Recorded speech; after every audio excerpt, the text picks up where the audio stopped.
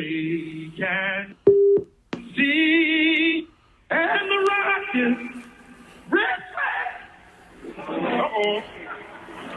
I'll make up for it now. For the land of the free.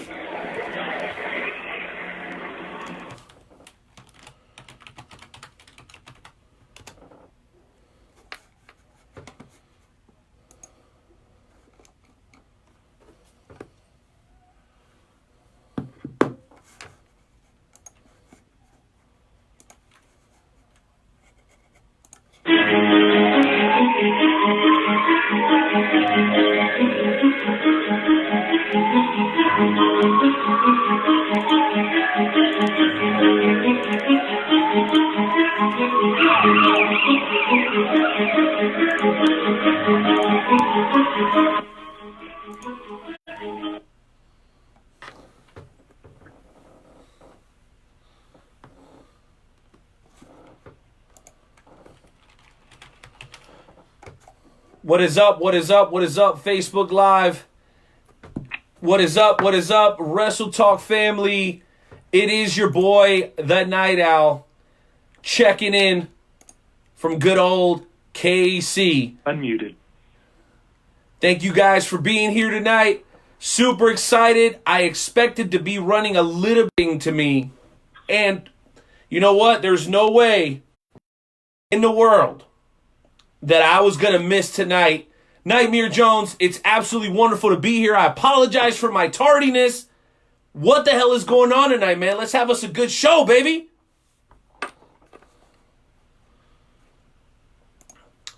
All right, as Joe begins to screen the callers, guess what, folks? We have a special guest that is going to be joining us during today's show. This man stepped up and offered to step in because I was going to be gone for the first hour. But guess what? We're not letting that get in the way because he's going to be with us. We're going to have a hell of a show. Drake Lee, good brother, can you hear me, man? And if so, I can. How are you doing tonight? Well, I'm doing great. I heard a little bit of my song. I mean, not all of it. I think Rodell's behind that. I really do. Part, but that's okay. I forgive you. I'm glad you're here.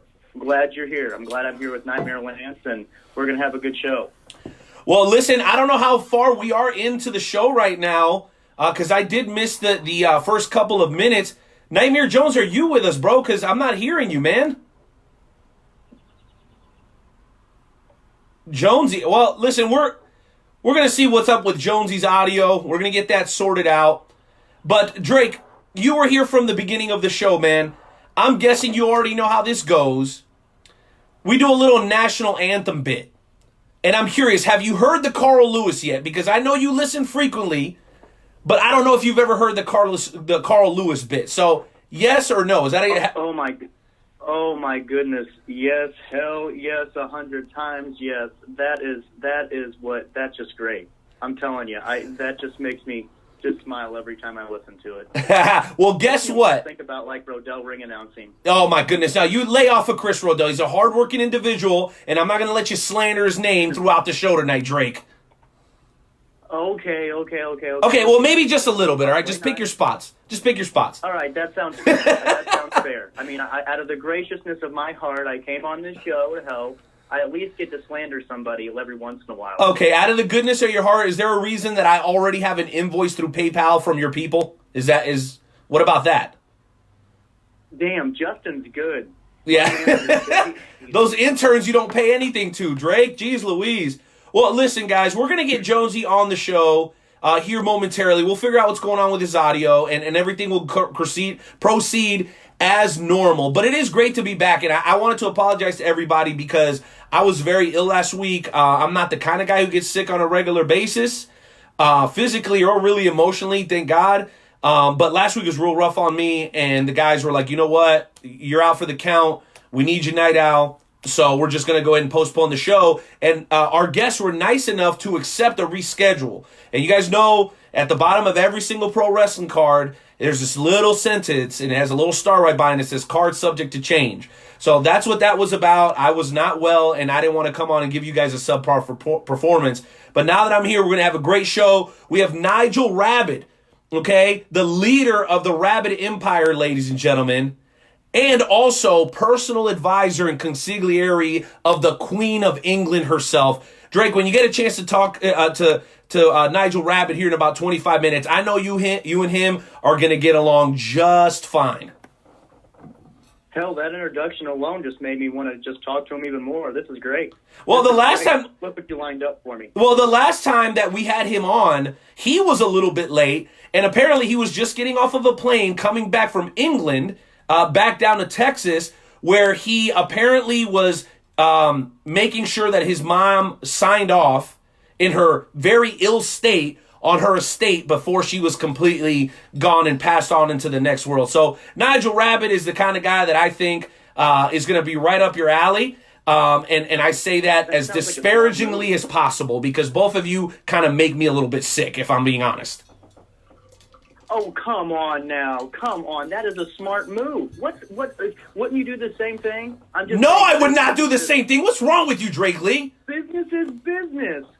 Business is business. It was his own mom. I'm a human being. Come on. Oh, my goodness. Well, we're going to have Nigel Rabid, nevertheless. And then on the second hour, we're going to have a special in-studio guest. That's right. We got a brand new promotion popping up here in the Midwest. They're already making a lot of splashes because they're already working with other promotions as they try to, let's just say, fill some spots at the behest of Caesar. That's right, folks. Jason Gamma, Gladius Arena Wrestling's very own, will be in studio here in the second hour. So welcome to the show, you guys. Que pasa, que pasa, que pasa. Lock in.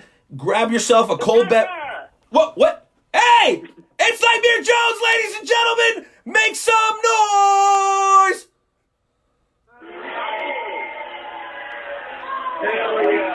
Well, there you have it. Things happen, but it is what it is, ladies and gentlemen, We are live on Facebook Live. We are live on WrestleTalkPodcast.com. We are live on TikTok, ladies and gentlemen. Yo! Wrestle Talk Podcast is live everywhere.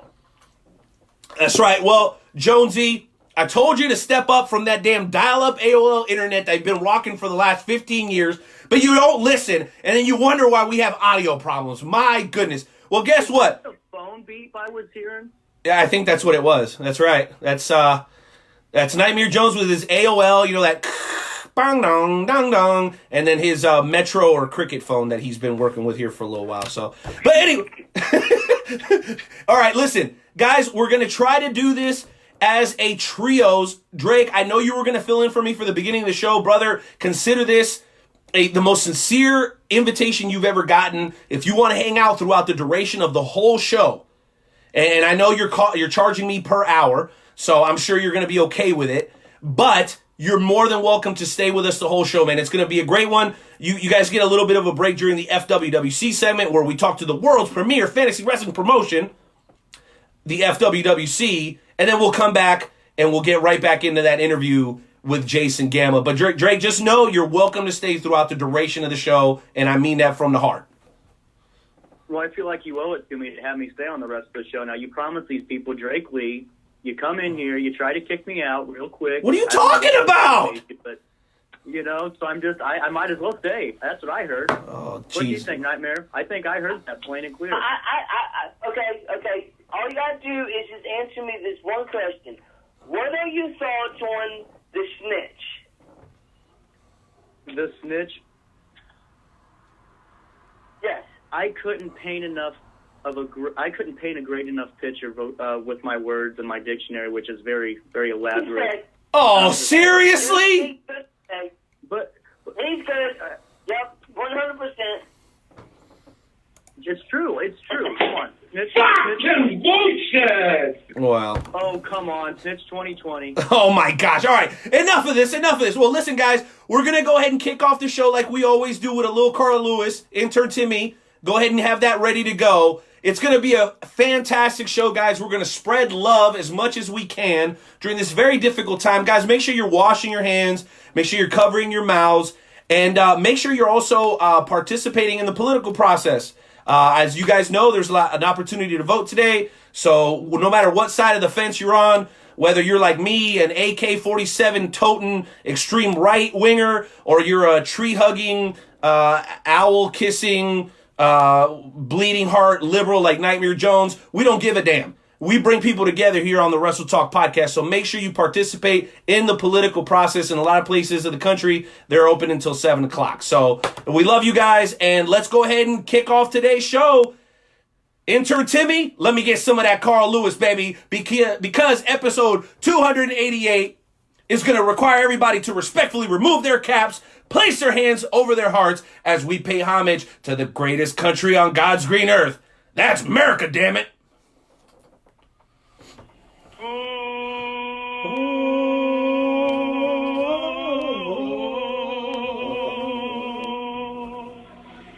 Oh, say, can you see? And the rockets red. Uh-oh. Uh-oh. I'll make up for it now.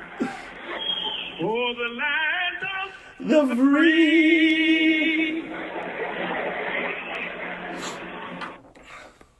Brings a tear to my eyes every single time. What's up, Melvin? What's up, Rick Rose? Welcome to the Wrestle Talk Podcast live on TikTok. What's going on, ladies and gentlemen? Let's go and get into this hot spot segment, gentlemen. What do you say? Let's go! I'm ready. Let's do it. Come on.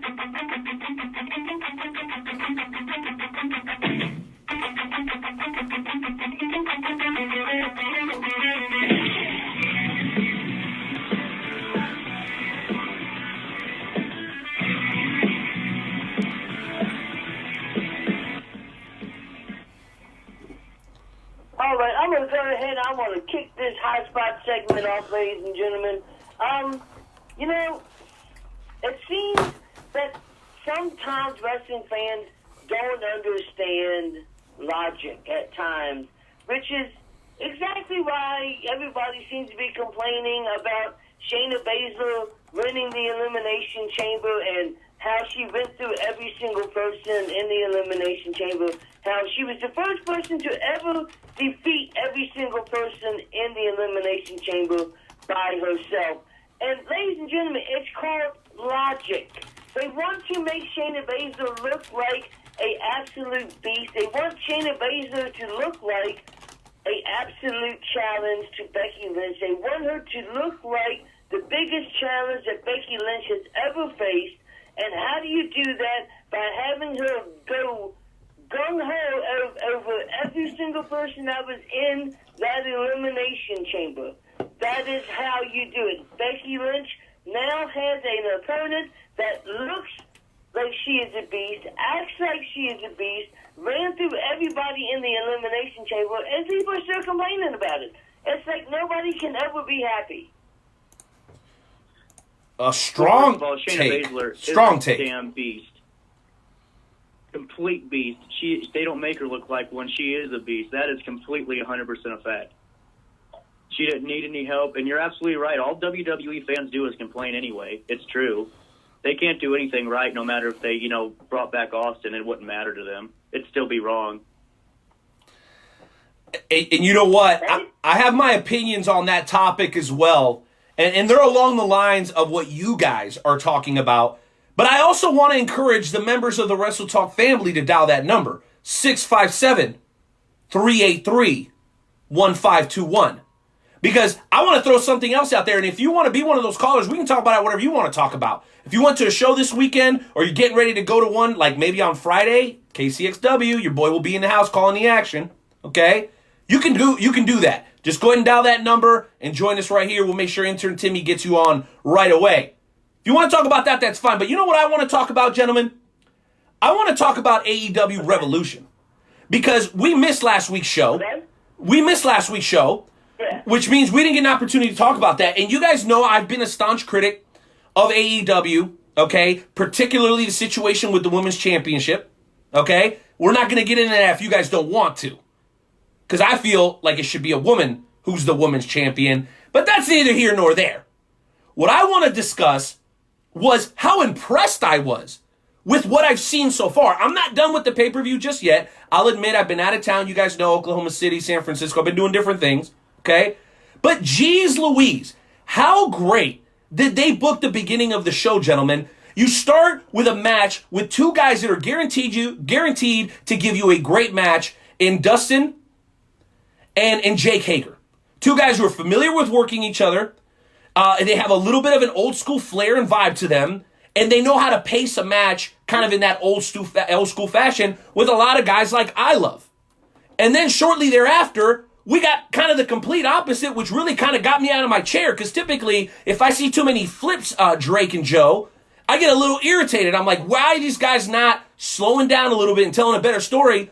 But man, when you want to talk about going from, whatever speed, 60 miles an hour to 100 miles an hour, then you go and you do the Darby Allin Spanish God match, and it was absolutely crazy. Like, it was crazy how great that transition happened. So I wanted to give some kudos to AEW and wanted to know what any of the people who have seen it, even if it's just part of it like me, what you guys thought about that pay-per-view. Because as a critic, I have to admit when I'm impressed, and gentlemen, I am impressed. So far, I'm impressed.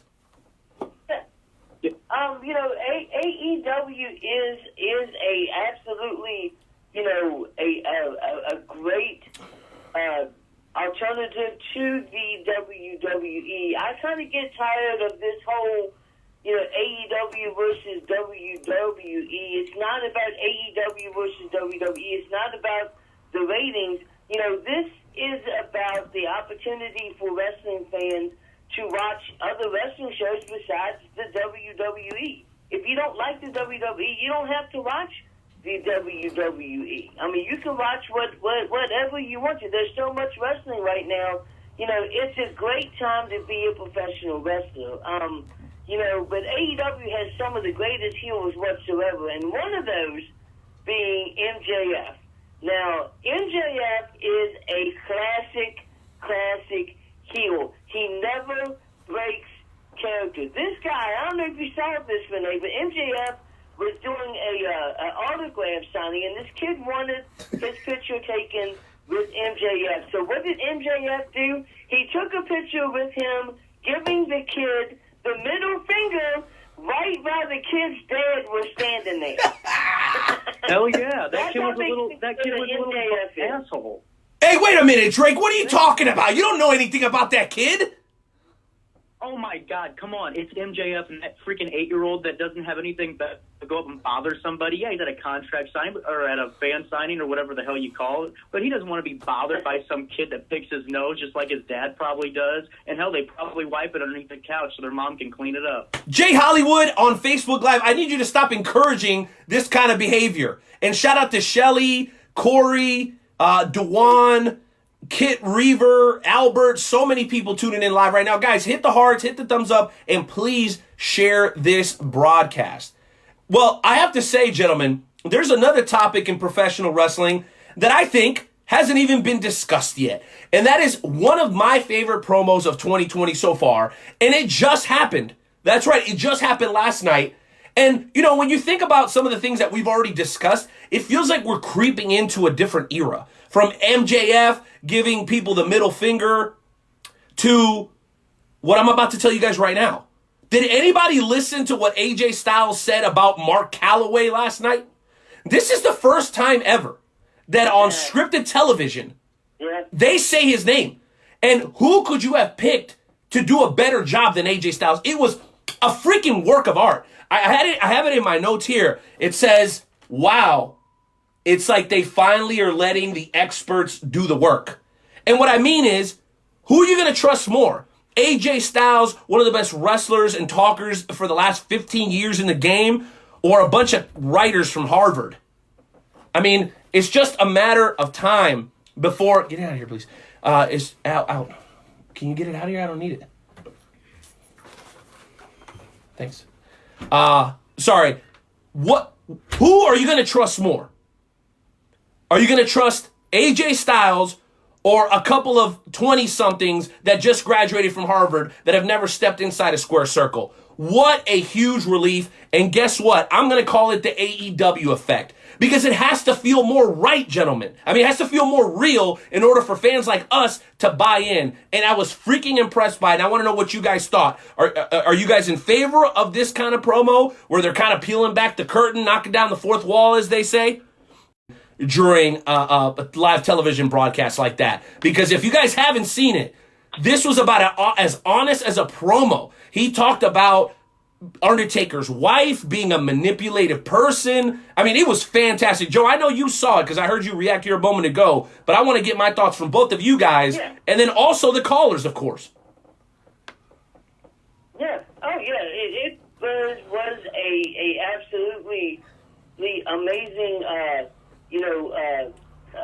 promo by AJ Styles, and it almost rivals a promo that I saw last Wednesday that was absolutely amazing, and that was Jake the Snake Roberts when he came to AEW and he cut his promo on Cody Rhodes. Now, Jake the Snake Roberts is a master on the microphone, and so I think that they did a great job of giving the microphone to Jake the Snake Roberts, because it didn't feel like a regular to real promo. And then last night you had AJ Styles doing his promo on the Undertaker, and it felt like a real promo. It didn't feel like a scripted promo. It feels like something that is it's real. So that's my thoughts on it. Drake, I gotta hear how you feel about it, man. I gotta hear this. Here's how I feel. Do you guys smell that? Do you guys smell what's in the air right now? Because it's just a whole lot of damn money that's just getting ready to be made. It's just getting so great. It's starting to become real again, Renee, even though, God, Renee, you're a good guy. What? You're right. I got to agree with you on this. Even though, you're kind of, talked down to me earlier. I forgive you. Well, you're getting on my nerves too, Drake. I'm going to be honest about it, okay? The feeling's mutual. Oh, hey, it's okay. Oh, that's okay. Whatever. It's okay. Pick on the little guy, the young guy. I get it. No worries. I get it. Victimization mentality. Get out of here. Carry on. But, was that it? No. Okay, you're right. No, that was it. I was just agreeing. I just smell a lot of money in the air. It's going great. I mean, it should be to this point. There should never have been a point where some guy that sat there in his mom's basement comes out one day and starts writing for television. Or goes to college. It just doesn't make sense. You got to have people that have been around it that know, and we're finally getting back to that point.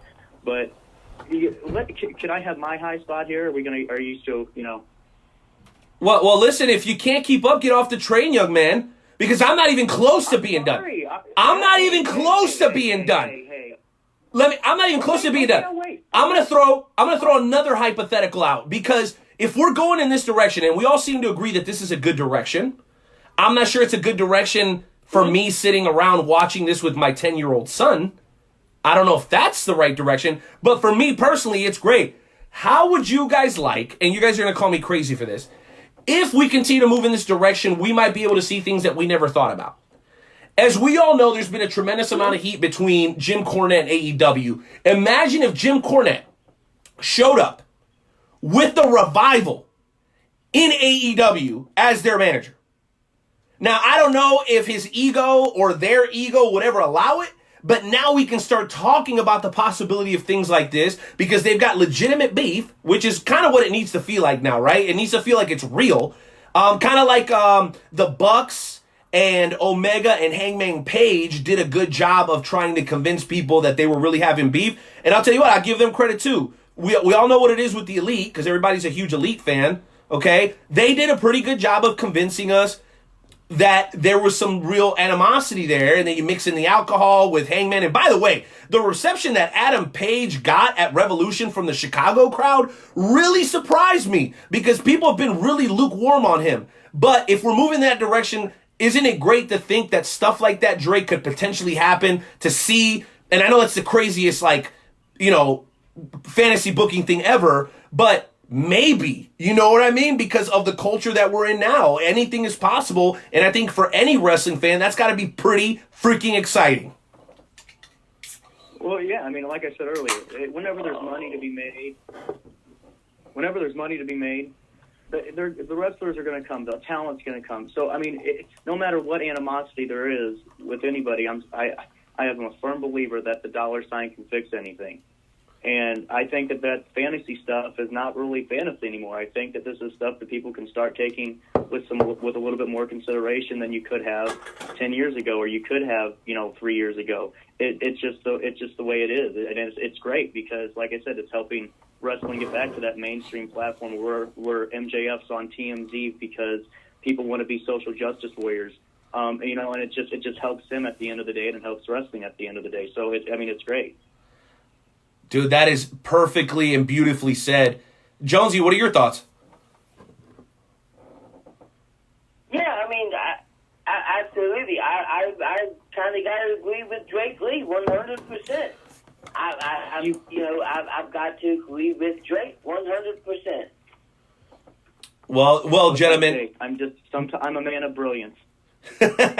Well, I'll tell you what, dude.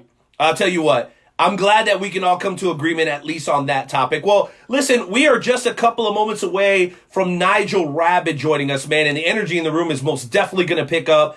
Make sure you guys follow Nigel Rabid on social media. He also has his faction page. It's called The Rabid Empire. Look them up. Tell them the guys over at Wrestle Talk Podcast sent you. Remember, support indie wrestling. That's INDIE, not INDY. Okay, ladies and gentlemen, now you learned something from your friends over at the Wrestle Talk Podcast.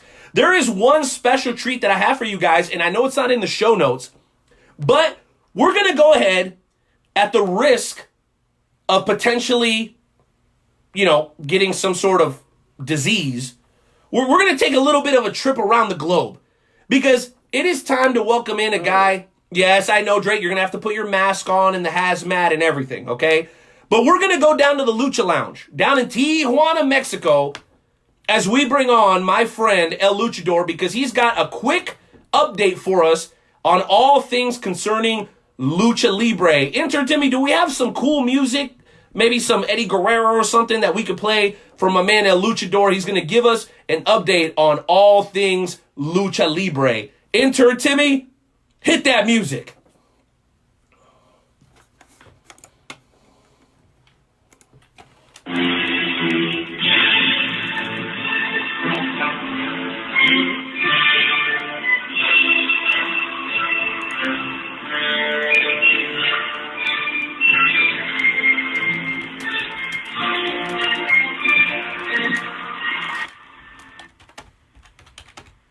What is up, El Luchador? Hello, everybody. How's it going today? Good. What you got for us tonight? Speak up, Luchador. Speak up, baby. Man. Oh, hello? Can you hear me? Yeah, we can hear you. Just speak up, brother, please. All right, good. Good to know.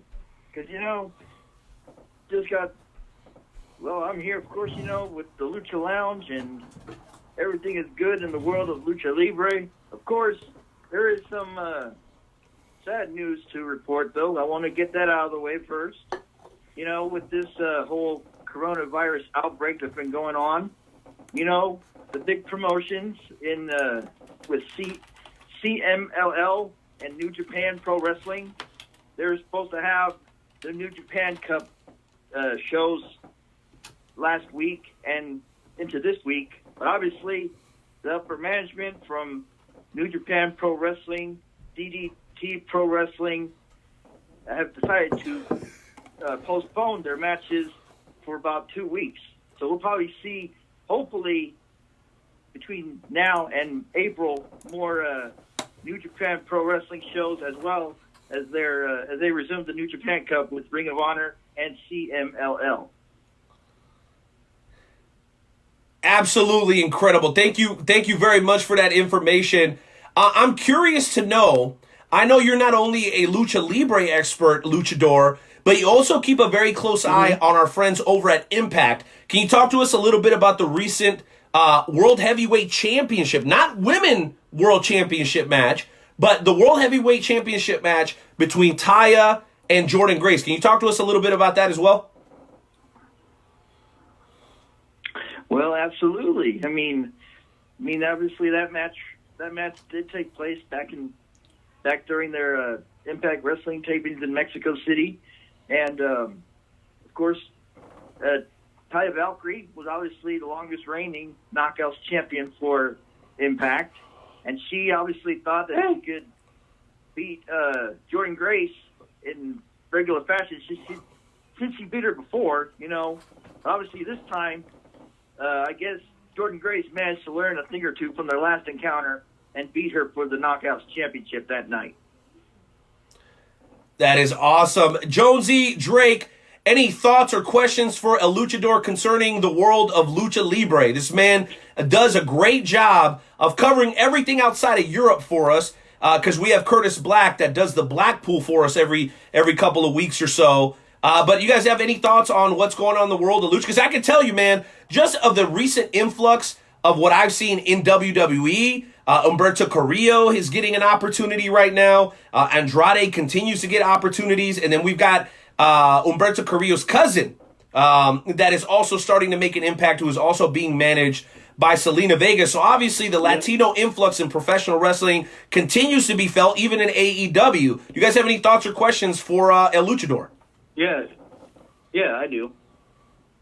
I absolutely do. Okay, so in your opinion, who do you think is one of the the biggest rising star out of the lucha scene that you potentially could think in the next 2 years would be on any type of mainstream platform or one that's world recognized?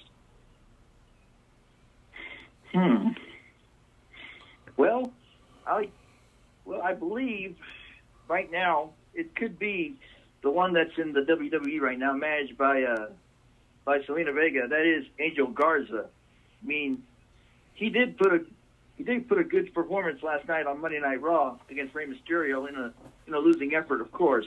I would like to see him move forward in a matter of time. And also, let's not forget what's his name? Andrade. Of course, he had a successful United States Championship match against Humberto. That was a pretty good match to see at Elimination Chamber on Sunday night. Of course, I like to see. I believe those two are probably going to be bound to have a WWE Championship match down the line in the next few years or so. Maybe by WrestleMania 39 or 40 at the most. Who knows what could happen? Knock on wood. Then, of course, you got, let's see here, the tag team that I guess everybody's kind of, I think this tag team is putting them under the bus, but I think they're going to be on the rise, too, in the near future, and that is Lucha House Party. I mean, I know everybody's saying that they're just fun and games and... Whoa. Luchador. Listen, I hate to disagree with you, but how dare you bring up Lucha House Party and not bring up the Lucha Bros? I mean, what are you talking about? What are you talking about? How could you? Oh my gosh, are you serious right now? Come on, take a chill pill. Your blood pressure's as high as Robert's right now. Hey, wait a minute. I believe it's legal in the state of Missouri, so don't judge, okay? Don't pass judgment. Jeez Louise, strictly. I'm not. It's all good. It's all good. Shoot, I was getting to the Lucha Brothers too because, as you know, they're not only on AEW programming, but they're more on the AAA Lucha Libre side, And from what I found out recently, let's see here. Let me check my notes here. Well, let me ask you about this, Lucha, and I want to make sure you get to the... You brought an MLW in, and guys, we're about 2 minutes from Nigel Rabid, so hold on to your panties, ladies, because Nigel Rabid will be here in just a matter of moments. But you talked about MLW, and you were the one that kind of brought my attention to it. There's a big show that's going to go on with AAA and MLW coming on, and I want to make sure that I hear about that, but I'm also a bit offended, because Drake Lee asked you, well, when is a superstar going to make it to a major promotion? AAA is a major promotion. They run shows around the world. They sold out Madison Square Garden at the end of 2020. Just because they're not an AEW, Drake, doesn't mean that it's not or WWE doesn't mean they're not in a major promotion. I don't know what you're talking about. Okay, I got a question for you. What do you got? What do you got? Does CNN, Fox, any news site cover them? The answer is no. TMZ is covering AEW. You said it yourself just a little while ago. No, I'm talking about AAA. If there's no, because it's a Mexican-based promotion. I'm sure TMZ Mexico, CNN Mexico covers AAA. I'm sure they cover it. CNN Mexico, TMZ Mexico, I'm sure they cover it. Come on. Oh, come on. New Japan gets covered by Fox and CNN and all the mainstream guys. I get it. You're an AAA fan. I get AAA, the towing company, but come on. We aren't mainstream yet there. So much disrespect coming from the one Drake Lee. Jeez Louise. I can't believe I'm paying for these services. It's absolutely incredible. Jonesy, your thoughts before we let go of El Luchador? I mean, Luchador, thanks for coming on. You brought some good insight. I'm with Renee. How can you not include the Lucha Brothers if you're talking about the Lucha House Party? Although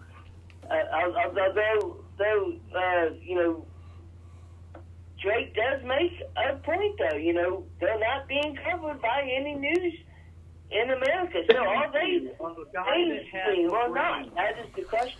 Yeah, I know. It's a shame, but hopefully down the line during this decade, they probably will get more exposure. No doubt about it. No doubt about it. Well, hey, Luchador, thank you so much for taking us around the world, man. I'm going to obviously have to get checked after this trip down to the Lucha Lounge, but I think it'll be fine. I've eaten plenty of tacos lately, and I hear those are high in all sorts of vitamins and minerals. So thank you very much for being here, man. We'll catch you down the road in a couple of weeks, brother. You take it easy. All right, I got my doctor on the way. You got your what? I got my doctor on the way to check me just in case. I imagine you already walked in disease-ridden, Drake Lee. I imagine that's the case. Ooh. Ow. Listen, I'm not like my buddy Adam Frex, okay? I'm not gonna let you walk all over me, okay? I already know how you. I was there at Royal Alliance and I saw how you operated, Drake Lee. I'm on the offensive tonight. I already know how you operate. Oh, I'm glad. Tighten up that belt. We're getting going now. I can't tighten up the belt. I'm too fat. Ooh. Can't you see? I got like 6 chins, bro. I got more chins than a Chinese phone book. That's inappropriate. Anyway, thank you, Lucha. I just go for body. Come on, you know me. My gosh. Well, listen, guys, thank you so much for tuning in to the Lucha Round. We're going to go ahead and transition immediately into our first featured interview of the evening. He is going to be pissed. We were supposed to have him on about 10 minutes ago, and I'll tell you something. The Lord of the Rabid Empire is not a man who likes being made to wait. So, intern Timmy, you know what to do. Go and hit that music as we welcome in a longtime member of the Wrestle Talk family, the one and only Nigel Rabid.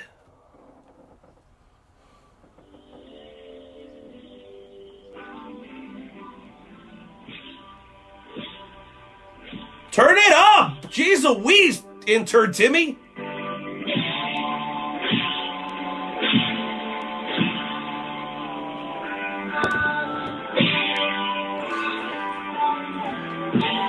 Welcome, everybody, to the Nigel Rabid Show, starring your favorite Slimy Limey.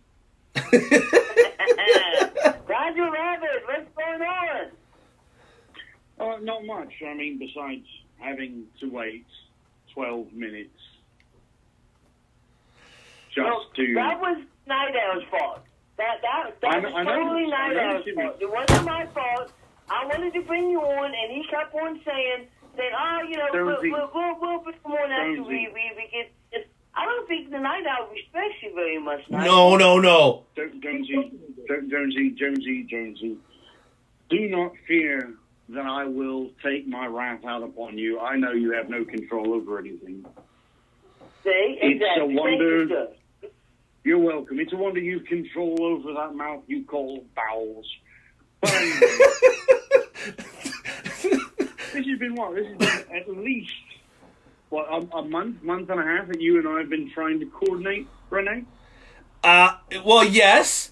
Obviously, you know, I have to take some culpability here. Things have not been right. Speaking of, you know, bowel movements and such. But we're here now, Nigel, and it is an honor to have you on the show. I know you've been world traveling. I know you've been out to the Middle East. I know you've been back home. And now you're back in good old Texas, man. What in the world have you been up to since we last talked to you here on the Wrestle Talk podcast? See, well, you mean aside from my brief moment of chiding everyone about whether or not Chelsea Green was a believable person when she was exposing behaviors of a certain Impact champion. Yes. Oh my gosh, I'm so glad that you brought that up, okay? Drake and Joe, you guys know that there are people that come on this show that keep it 100, and then there's people that come on the show and keep it 1,000. Nigel had an interesting take pertaining to that situation that we talked about a month and a half ago with Tessa Blanchard and the potential racial slur that she was being accused of. Nigel had an interesting take on that. Nigel, can you educate the men? Well, I mean, it's kind of a twofold. It's the fact that there's a number of us in the wrestling industry who are working as being villains. You know, we try to be as bad as we can, and sometimes we cross appropriate lines. You know, it's kind of along the same lines as, you know, you go to a WWE event and your child absolutely loves Kevin Owens, and Kevin, you know, and Kevin's in the middle of being a no good Nick, and Kevin stops by and yells at your child, and you're like, oh my God, horrified! How dare you, the bad guy, be mean to my child? Well, I mean, there's a level of acceptability in that, and was Tessa trying to be a villain? Possibly. It's entirely potentially true that yes, that's what caused her to make those statements. I don't necessarily think that was the right thing. It's not the smart thing to do, and I certainly don't feel that it's a matter of what was it? We had a number of people who were doing that. Oh, why are you saying it now? Because nobody would have cared if someone had said it at the time that it happened. Tessa Blanchard used a racial slur. Oh no! Oh my God, Tessa Blanchard used racial slur. No one cares until such time as Impact's about to, we're going to roll out a championship. We're going to give it to this second generation wrestling person. And she's going to get a championship that's normally given out to men, and she's a woman. Look at this. Aren't we progressive? Yes. And, I'm sorry, someone said she said terrible things. Oh, now we have a decision to make. They made the decision, and I don't know, I say right or wrong. I think they went with the kind of decision that got them the most interested looks from persons. But since the last time that I was actually guested on the show, had a number of little things that have been wrong, haven't I? Renee, how much have you been paying attention to the little things that I use on social media? Well, I pick and choose how much I actually take in the Nigel Rabid. What do I call it? Your following is cult-like, Nigel, and I'll be honest with you. I'm a little apprehensive because I don't want to buy in to some of the shenanigans. And maybe that's not the right word. I'm sorry. Maybe that's a little disrespectful. But I pick and choose my spots. But I knew that was something that was quite interesting. And I also know that you've been traveling abroad. And that was something else that I wanted to ask you about before I throw it to some of my co-hosts. Because a lot of guys talk a big game about going out there and chasing their dreams, so to speak. But you're actually jumping on a plane and making those moves. And making the connections in the business that guys that want to go to the next level want to make. So more or less, that's kind of where my second question is leaning.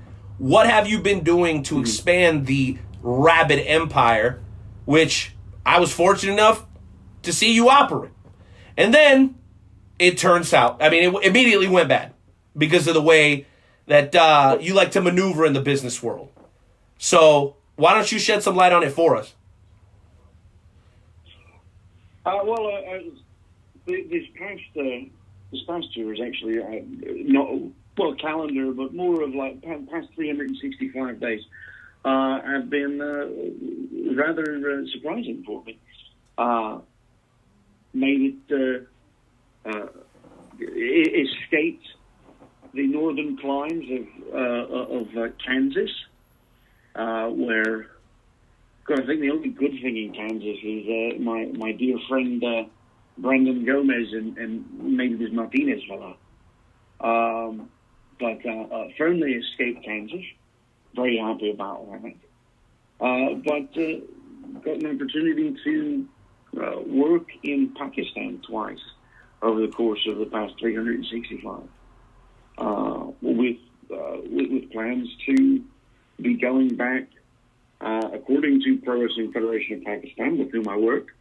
There'll be 3 more shows in the coming year, so that's very exciting. Well, Nigel, real quick, secondary question.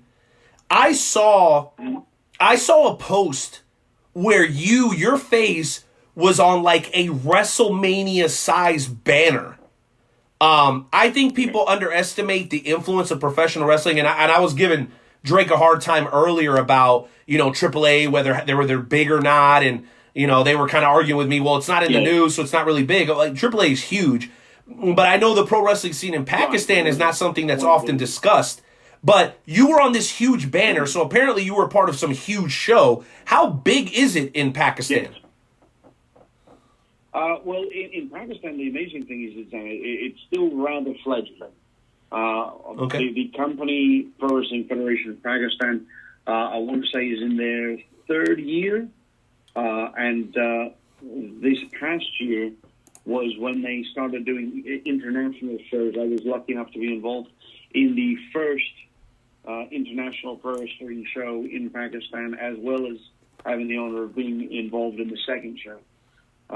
And the first show, I want to say he's as a matter of fact, if I recall correctly, a AAA superstar lowrider, and then AEW star Sammy Guevara and myself were on the first show, mostly due to the fact that as things inevitably go, when you're doing something for the first time, you're going to have some missteps, and so while it was a very successful show, and I want to say we had something to the tune of 5,000 people at this first event, but it was just the 3 of us. We were the only international talent on it.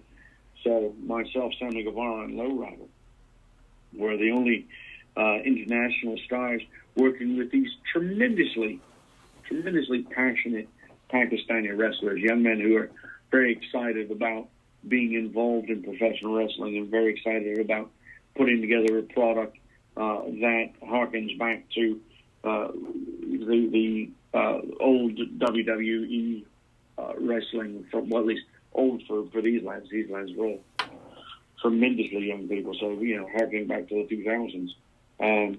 Our second show was much more diverse. We had 3 wrestlers from Greece: Phil Bain, Cain and Abel, Oblivion from a company called Zima in Greece.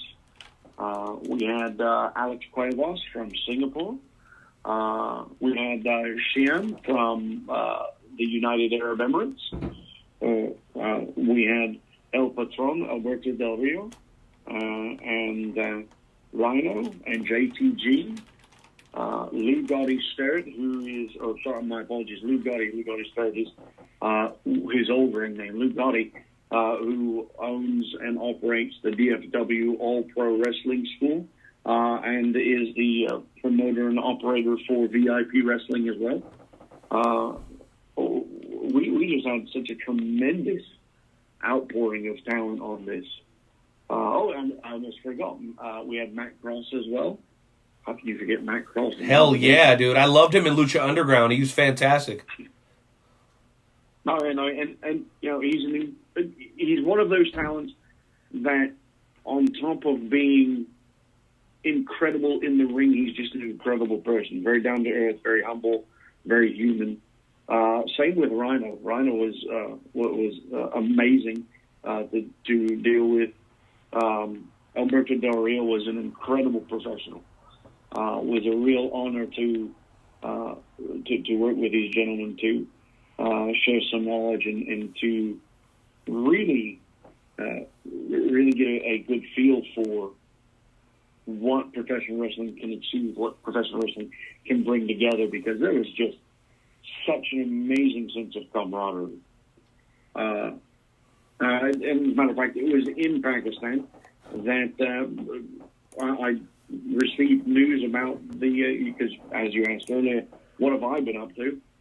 I'm actually involved at I guess you say ground level with one of the fastest rising national television product professional wrestling program to come out of North Texas, and that's SWE Fury. And we got the announcement that we were going to television while I was in Pakistan. But I came back from Pakistan and almost immediately went to a TV taping. And we've had, three full TV tapings. I think 3 TV tapings. Wow. And a couple of house shows. We're actually available on, actually you go to Fight TV right now and look up SWE Fury, and you can watch the first episode. I think the second episode on SWE Fury drops Thursday at 6 p.m. Central.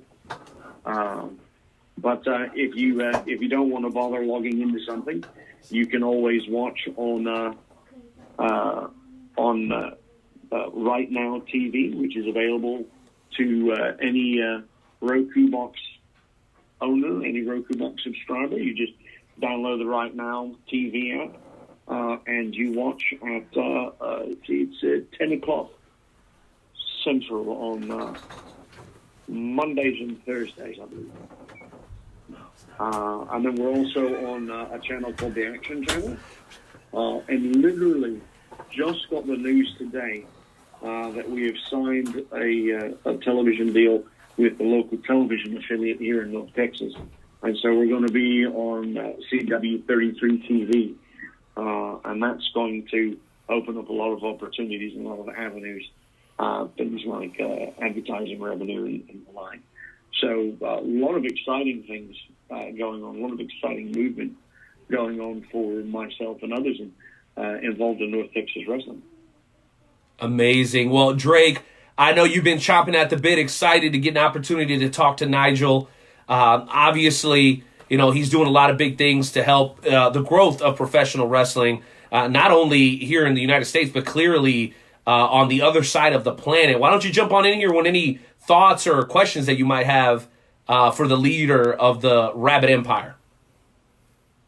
Well, I have 2 questions. My first question is, Nigel, how did it feel that Renee deflected his heat from you because he was late yet again, and he tried to put it on me by talking about and putting words in my mouth about AAA? That wasn't, come on, word for word, that wasn't even close. But how do you feel about the deflection? Check the game tape. I was actually listening to the show because I signed on time, and Jonesy greeted me quite warmly. Thank you, Jonesy. And then I got to listen to all of that. So, I mean, the fact that Renee deflects just tells me that he's the real villain because he doesn't accept responsibility for his actions. But I do also have to point out, right, you kind of seem to like, pay no attention to the things that I said about AAA. Lou Renee, what a dick he is, huh? Right? Renee's a dick? Yeah, it's a bit rude, don't you think? 6 to 1, half a dozen the other, kind of there. I see your point. I get it. I mean, it's still 6, no matter how you cut that. I don't understand how it's 6 in one hand, half a dozen in the other. They're both a half a dozen in both hands, or both 6 in both hands. Did you know I actually used that colloquialism and confused a human being? They could not understand what I was saying. They just stared at me and went, "What? I don't get it." And I went, "Oh, yes. American schooling." Oh, dear God. I know. Yeah, this man disrespects America, and I'm the bad guy. Okay, whatever. Okay. I'm gonna do my Joe Pesci. Okay, fine. Okay. Leo gets. Okay. Whatever. Renee, I'm only disrespecting American education system. And if you Oh, is that all? feel that I'm in error, if you really feel like I'm in error, you go right ahead and you pick your pick any let's say 10-year-old child in America against, let's say, any 10-year-old child in Japan. He's right. I'm not. You're trying to bait me into something I don't want to be a part of, Nigel Rabid. Why don't you carry on with your questions, Drake Lee? Because this is no. You're not baiting me, Nigel. I know how you operate, and I'm tapping out right here. Okay. Why do y'all have to do it to me? Why do they?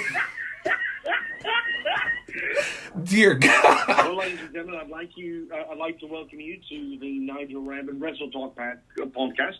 As Renee has tapped out, I am now the owner. No, wait a minute.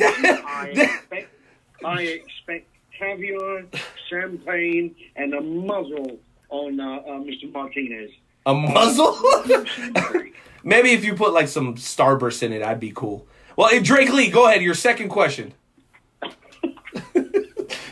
I cannot wait for this ownership change. This is going to be one of those. Where is this show going? What is wrong with you guys? We're supposed to be talking about wrestling. You guys are trying to get me evicted from my own show. What is wrong with y'all? Take a You gave up. Everyone heard it. On the topic, Nigel Rabid. On the topic. Is this the advice you're giving the Queen? No wonder England is in shambles. England's in shambles because we've been paying attention to the Prime Minister. If they're paying attention to me, things have been all right by now. Oh, no. Oh my goodness. To a PM. He's right. He's not even Tylenol. What a terrible PM. I can't with this. It was Drake. All right. Do you have a second question or not, man? Seriously. I do. I was waiting for your blood pressure to go down. Jesus. Oh man, you guys gotta relax.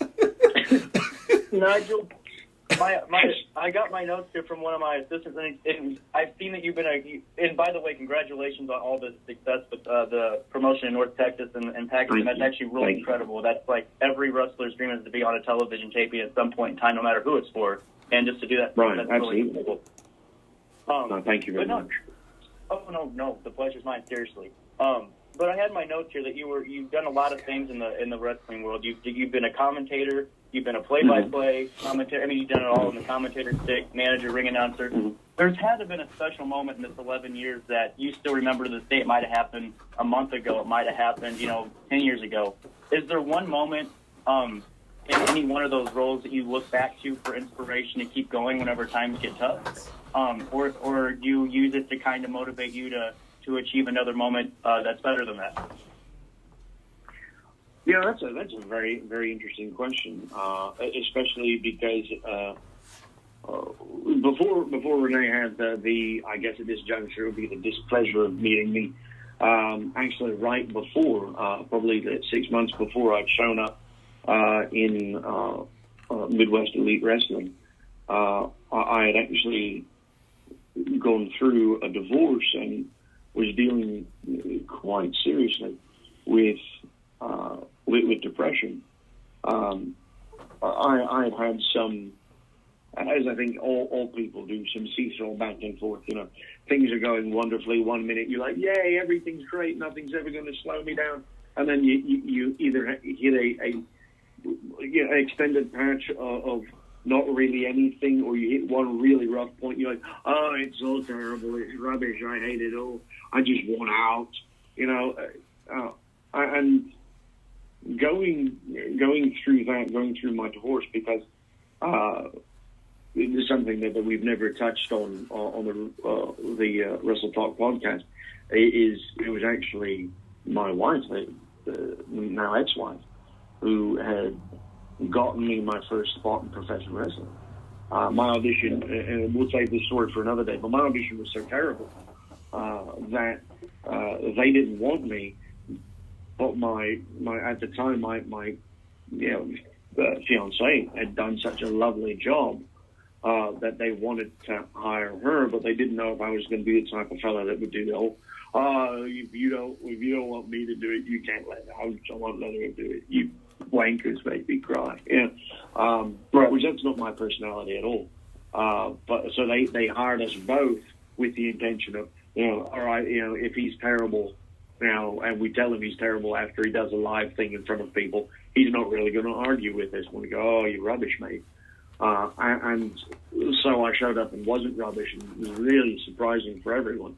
So my entire wrestling career, literally everything in my wrestling career, falls back to that moment when someone said, she's great, we want her. And so when my marriage fell apart and I was dealing with it as best as I could, I'd taken a step back. I'd stepped away from every company that I was working for, except for the one company that was doing, we're not going to let you unbook. You just, you got a booking once a month with us, and you just keep coming. That was Texoma Pro Wrestling. But even the company that I was doing booking for, East Texas Championship Wrestling, even they, they wouldn't see me. I'd get like a phone call from the owners. Like, all right, so what's the plan? Well, I go here. I wouldn't even book the guy. I just reach out and go, look, call this guy, this guy, this guy, this guy, this girl, and this girl, and we're going to go ahead and do this match, and don't change anything. And then when things change, and you call back and say, all right, well, we changed a few things. Don't be mad.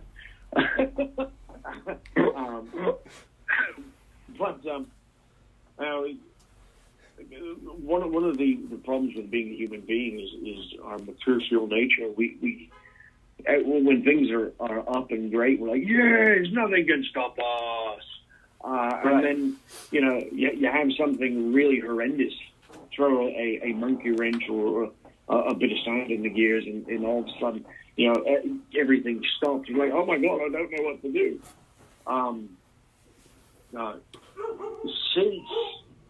Since the success that I've been enjoying this past, probably past year, almost to the day,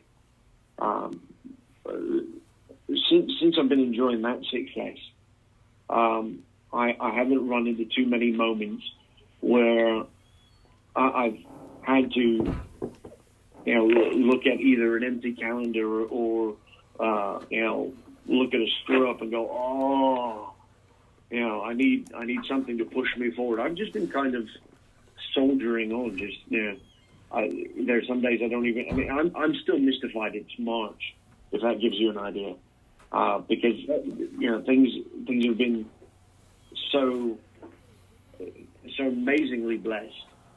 I've been very, very fortunate, and I hope that other people, especially with the way that professional wrestling is really starting to percolate and really starting to tremendously boil in this country. I mean, because you've got WWE doing things WWE has been doing for decades, and then you've got AEW, which is doing all the things that we as fans of competition in professional wrestling, as far as companies are concerned, they're doing all the things that we are suddenly going, we want WCW to do this, or later we want TNA Impact to do this, and then we've got Impact, who's doing remarkably well. I really have to say, I expected them to pack everything up when they started the business deal with Billy Corrigan and going, oh no, Billy, you can't have this company. We were pulling it away from you, and I really expected them to just die. But they've been doing some tremendous business as well. And then you've got NLW, which I've had the blessing within the past couple of months of helping out backstage and ringside when they come into Dallas. And then you've got Billy Corrigan, I'm not going to be dissuaded from the problems with Impact. I'm going to go ahead and buy the NWA. And look what he's doing with the NWA. He's making the NWA a really solidly viable product again, something that people get excited about. Absolutely. And you got Ring of Honor and Evolve doing tremendous business. And I really hope that SWE Fury, by the end of this year, will also be, in that category of, when you list success stories of what's going on a national product level, you have to mention SWE Fury as well. We've got a lot of tremendous talent. We've got a lot of amazing momentum behind us. I mean, we're literally only a year old. And when I say literally only a year old, we've only really been pushing as hey, we're going to solemnly run this as a potential television product since August of last year. Because we did our first show. Yeah, no, it's been amazing. We did our first show, I want to say it was beginning of March, if I recall correctly. But I can't remember the exact date now. That's incredible. We did a show at the beginning of March, and it was literally a charity program. It was put together by a gentleman who I had worked with very heavily when I was working with East Texas Championship Wrestling, and he had an opportunity to do something on a charity level, and got very excited about it and started building the idea behind it. Started talking about it with all the people in town, with the exception of one of the owners of East Texas Championship Wrestling, who, unfortunately for them, decided that, we're not going to let him tell us what we're going to do. This is our company. We're going to do. And so they mixed the idea out of, just complete, no, we're not doing it. And so he stumbles at this pub he works at. He stumbles upon a fellow who used to work with gentleman Chris Adams and work with Skandar Akbar and put shows together with them. And he's good friends and good friends with Greg Van the Valentine, and got connections all in those directions. And so they started running. Hey, let's go ahead and do this.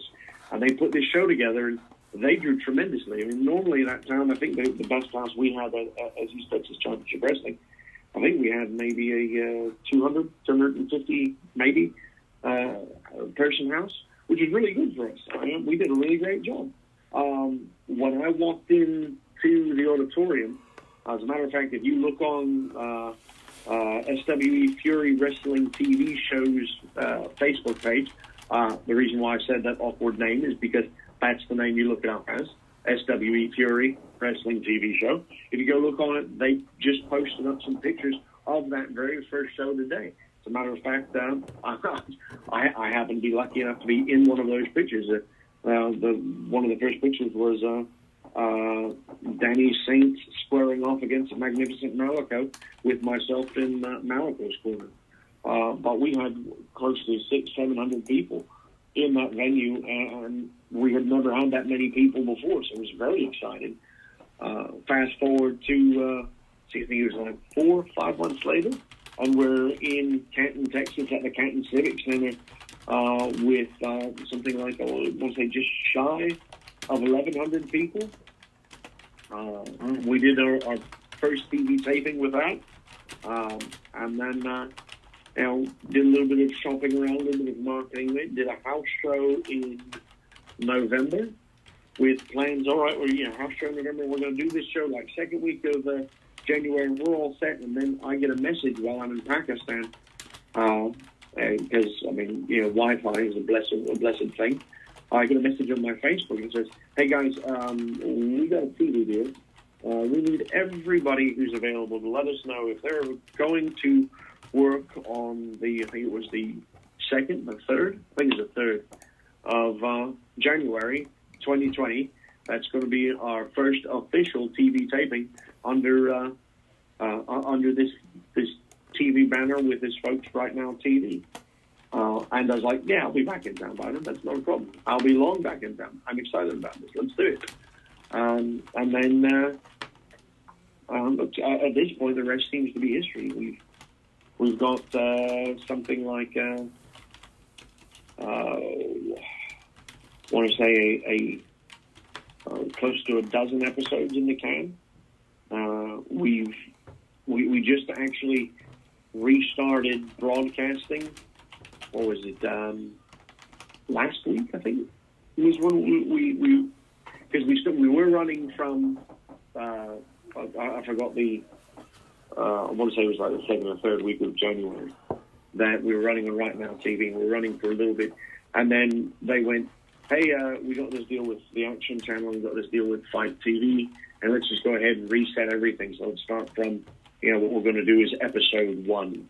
And so we started with episode 1, which I believe is actually episode listed 104, so season 1, episode 4.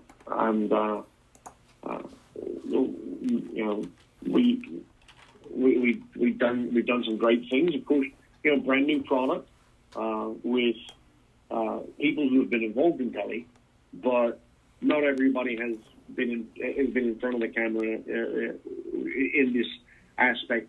So we've got a lot of moving pieces that we're trying to align properly. So there's a couple of rough spots, but I mean, it's a really exciting thing to be involved in. Almost broke my ankle in the second TV taping. Last match of the night, I fell downstairs and landed poorly on my way to the ring. So, anybody watching that sees me earlier in the show going, all right, Nigel seems to be okay, no problems, walking back and forth, not an issue. Nary an even wince on his face. And the next time you see me, I'm limping and using my bodyguard as a human cane on one side and Winston on the other. Didn't even make it on. Didn't even make it on the television. Yeah? That's the craziest part because it's one of those things. Well, it's crazy. It was the venue was dark and the spots had just come off of us. I was coming out last with my bodyguard behind me, and as I was coming down the stairs, I've been up and down the stairs 3-4 times already that evening. And I hit the first step, no problem. Second step, I missed and hit right down. Landed very badly. And had to make it to the ring because I had work to do. Did my work. We had a great match. We won because that's what we do in the Rabid Empire, is win. Except for this past house show, which really disappointing for me, but life goes on. But I'm blessed with being. I'm sorry, John? Yes, that is absolutely true. That is what Nigel Rabid does. Is he wins. Well, I'll tell you what. He's getting a shout out, Jonesy. He's getting a shout out from the leader of the was it the Rocky Mountain Mafia? Do I got that? Silver Mountain Mafia. The Silver Mountain Mafia. Johnny Rocco watching and tuning in and sending a tip of the cap to old Nigel Rabid. Any thoughts for Johnny Rocco real quick, Nigel? I love Johnny Rocco. I really do. He is a tremendous fellow. And I think that anyone that says any ill words about Johnny or his Silver Mountain Mafia really just doesn't understand anything about anything. There you go. Wow. Shout out to Johnny. America, Johnny Rocco. Yeah, Johnny is a man, no doubt about it. Joe, what did you have in mind, bro? I just have one really quick question, and then we can get into the shooting shout segment because I know that Nigel has a very, very busy schedule, and there's I'm getting messages from intern Timmy. So Nigel, my question is this: there's a wrestler by the name of MJF. Maybe you've heard of him. He wrestled for 8 years. Maybe you've heard of him. MJF is a classical heel. He hardly ever breaks kayfabe, and there was reports that he was at a autograph signing, and this this little boy came up and asked for his autograph and wanted to take a picture with him. So, you know, MJF being the nice guy that he is, he gave the guy, you know, he gave the kid the opportunity to take his picture. But as they were taking the picture, he literally flips the kid off. And, of course, his dad got all mad about it. And, you know, I want to know what your thoughts about that. You know, somebody, you know, constantly playing the heel 24/7. Yeah, I want to hear this. Well, first of all, let me say this about MJF, because MJF, he's not just AEW, but he also works for MLW. Yeah, Major League. He's also worked for one other company that I've worked for. Although we never crossed paths there, we were at. He worked for Inspire Pro Wrestling down in the Austin area.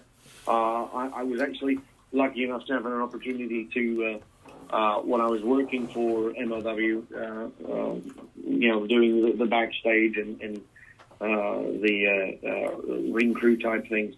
I had a chance to meet with him. Top notch, really solid professional, good fella.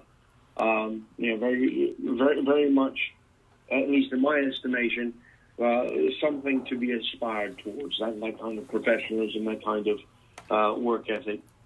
Now, as far as him doing that to a fan, that's really just classic professional wrestling. Nobody knows how to explain it. I mean, you know, I find it's kind of like I made mention earlier, the time there was a fan who, oh, Kevin Owens, I know you're a villain right now, but come in, you know, my kid loves you, thinks you're the greatest thing. And Kevin Owens gets in the kid's face and yells at the kid, and suddenly the parent goes all sorts of social media nuts. Oh, wrestling's so bad, and you yelling at my Owens. And I'm sitting going, he's a villain. Why would you want a villain to do anything other than be a villain? I mean, I know that there are guys who don't always be villains when dealing with kids. You will catch me doing one of three things with children when it comes to them coming up to me for autographs or for other things.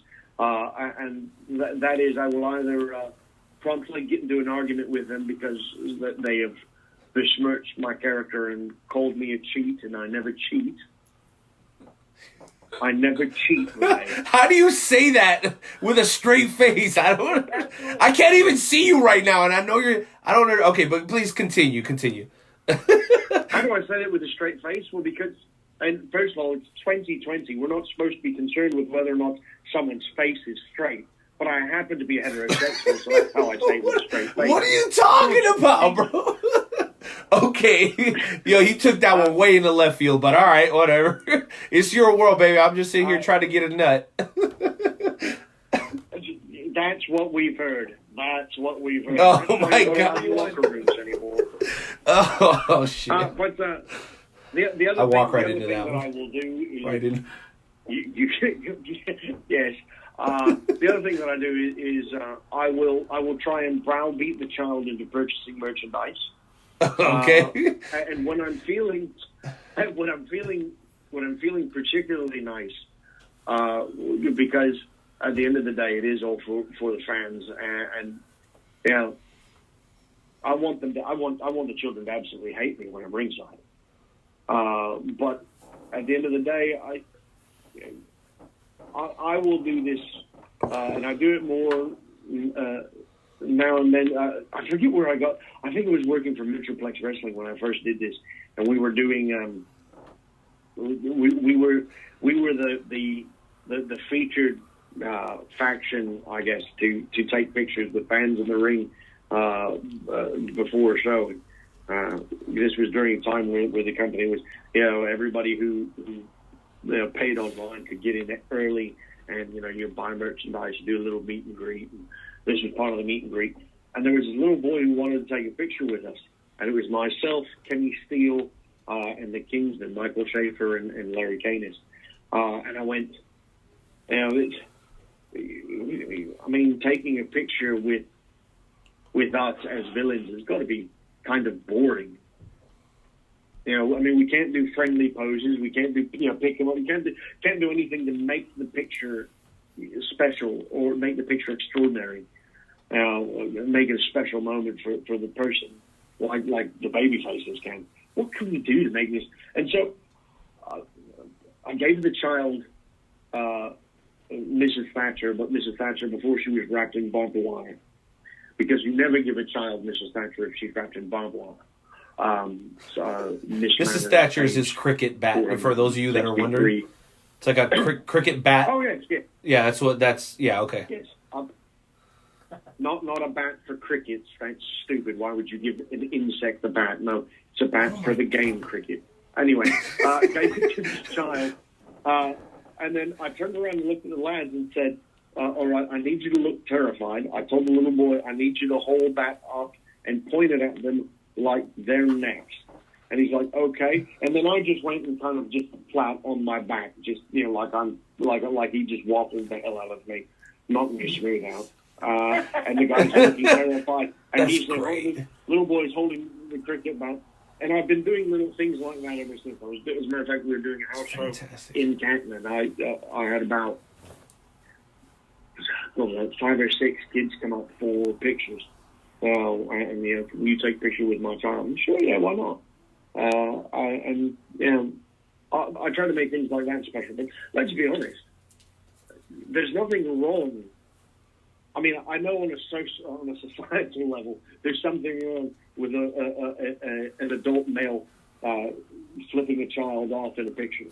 And there's no... But it's wrestling. There's no supposedly, Jonesy. I've seen the pictures. He did it. He did do it. Yeah. And I saw it, and I died laughing. The man is genius. Yeah. There's, at some level, I wish I was that comfortable with my position in professional wrestling to be willing to do that to a fan.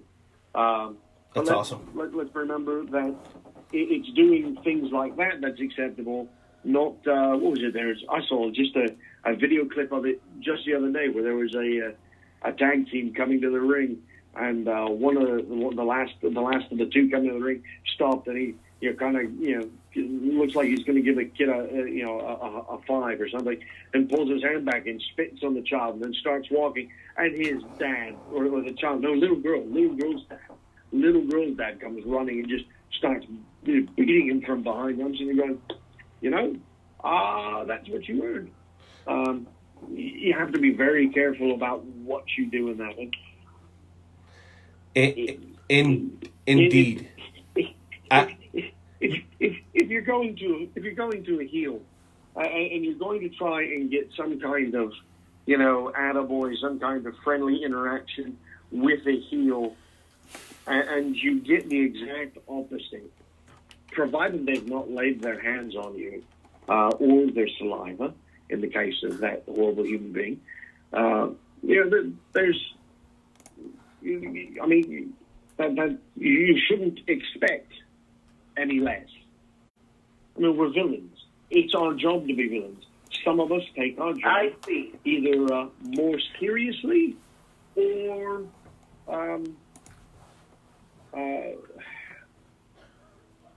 because I don't want to imply that I don't take my job as seriously as MJF does.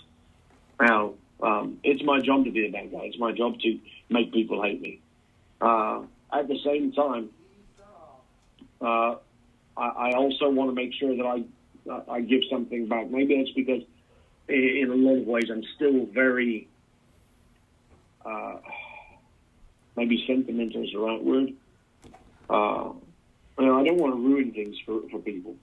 As a matter of fact, I got a promo at the show this weekend, and I made a crack about, I was telling the guy that I was managing that night that he doesn't have to. Young man by the name of Matthias, very talented young man.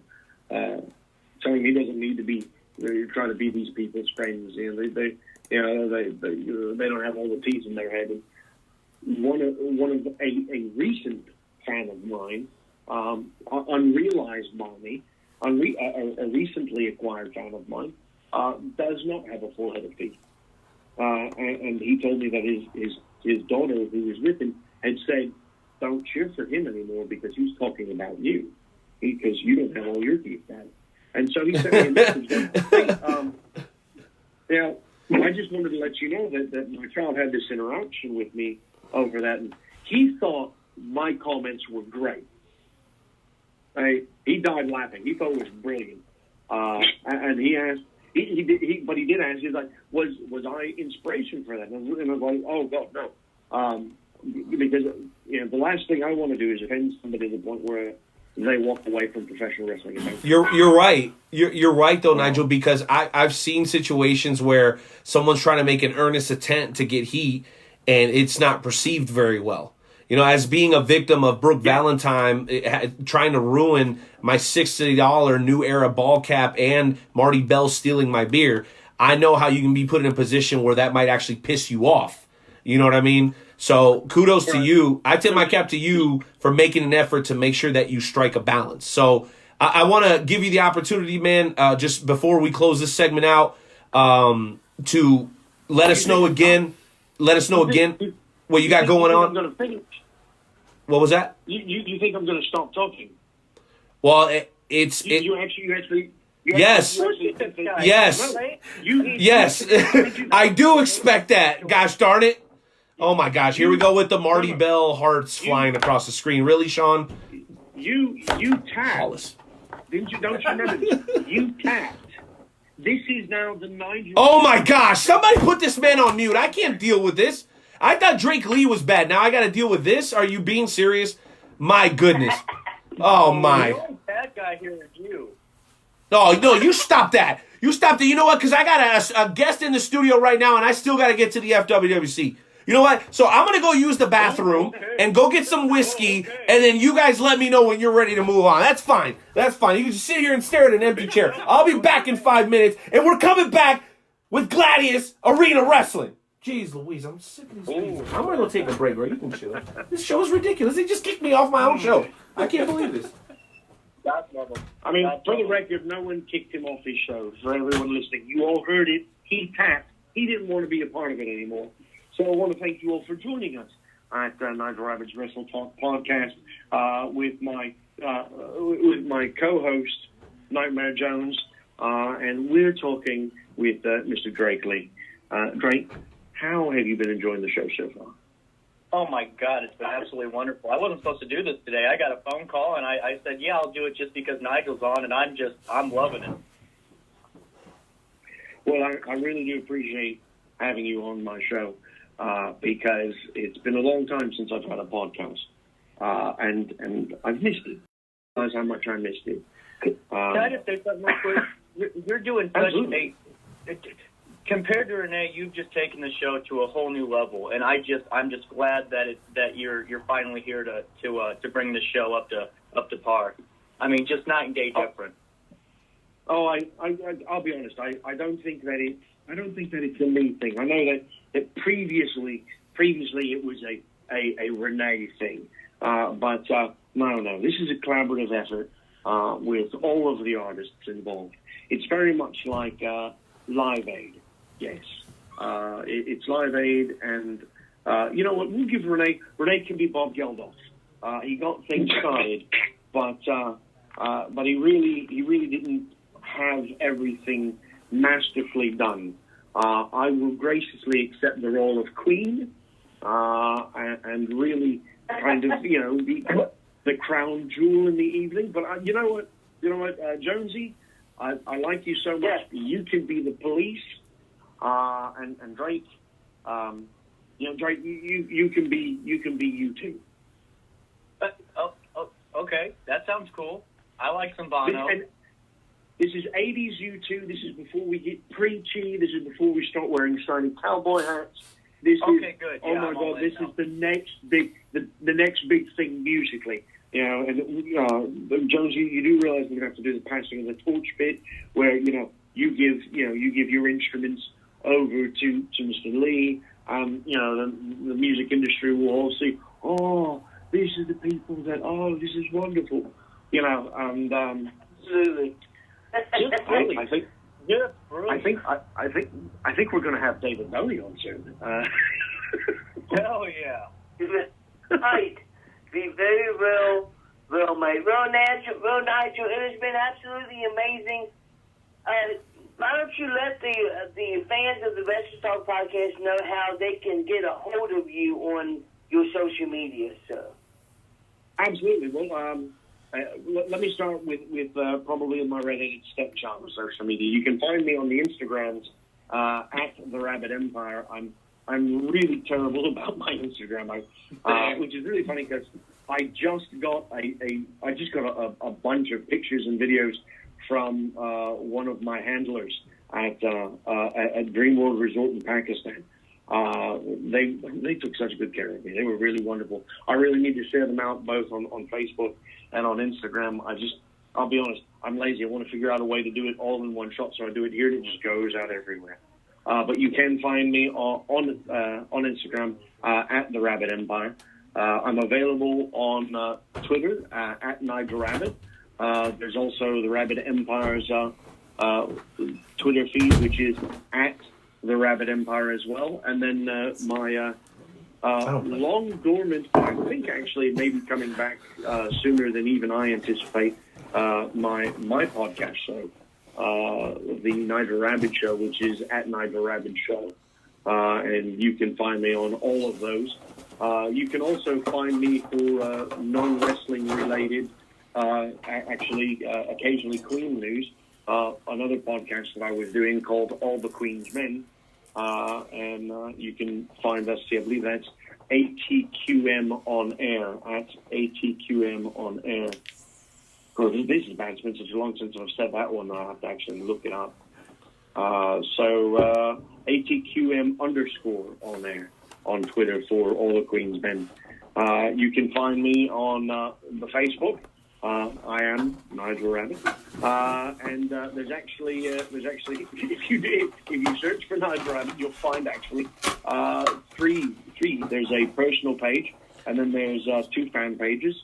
One that is simply just at Nigel Rabid, and the other one is the Nigel Rabid, and then there's the Rabid Empire, and then the Rabid the Nigel Rabid Show. Oh my goodness. I've got a lot of pages. You'd think I would have less time, but I spend a lot of my time watching The Walking Dead. There's, the Queen podcast of All the Queen's Men. Oh my gosh, is he still going on? Are you seriously still plugging shit? Oh my gosh! You should be a rapper. This guy can go on forever. Jeez Louise. Leave it to an old guy to come in here screaming. Oh, shut up, all of you. I'm just sick of it. All right, Nigel Rabid, thank you. I think the best part is... What? I think the best part is that if Renee had just let me finish this last bit, it would have been all right, and thank you so much for having me on. But now I'm on for another hour. Oh, no! Should I come back next week? Jeez Louise. Bingo. Renee, do you remember my mate, the Jersey Jackass BC? Yeah, he was just as bad as you were, except he smelled 3 times worse. Well, I mean, I smelled 3 times.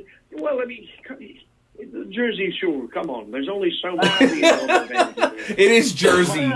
But BC and I do a Star Wars podcast. We've been doing it for over a year. We were doing originally nerds. A YouTube stream, but we ended up, the group we were doing that with, we all lost the studio that we were doing out of, and so we just shifted gears to a podcast. We actually have a Star Wars Facebook page called Imperial Space, which you can take a look at news, articles, occasionally little funny things that I go, oh, this is funny, I'm going to share this out. And we do our Star Wars podcast, and we share links to the Star Wars podcast on Imperial Space, and that podcast is called Jackass 1, because BC only has so much creativity. But it's a lot of fun. This last one, we actually ended up going to, one of those little pop-up bars or pop-up pub. we went to a pop-up pub that was a Star Wars pub, and had a lot of fun with that. But you can find me in the wrestling world at Texas Home Pro Wrestling, third Friday of every month. As a matter of fact, the 20th of this month, I will be there. We'll be doing some Ring of Honor inductions. That's the company's not really Hall of Fame, just a way of acknowledging people who've contributed to the company and done well for the company. I'm very excited about that. And if I recall correctly, we live stream from our Facebook page. Same. Every third Friday of the month. Same. We do the same. We do same here. All right, I'll be expecting my invitation any day. I'm also with DFW All Pro, and we run Dallas Fort Worth the second and fourth Friday of every month. Looking forward, we're doing all on the line. Actually, this Friday got some tremendous things coming up. Very excited about all of that. And then, as I've been mentioning, SWE Fury. You can find us on Facebook at SWE Fury Wrestling TV Show. I believe even our Twitter is at SWE. We've been doing a lot of tremendously exciting things about it. At SWE Fury TV is our Twitter feed. Check it out. As I said, we are growing.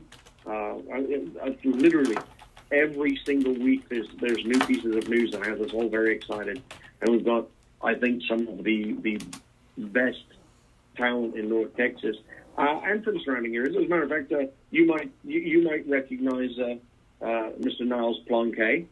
Texas Outlaws. Is a member of Texas Outlaws, dude. I've seen those guys. Those guys are great too.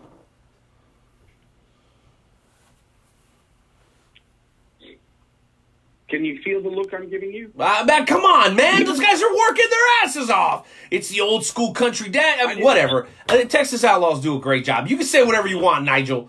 You're not the be-all, end-all. I don't give a damn what you say.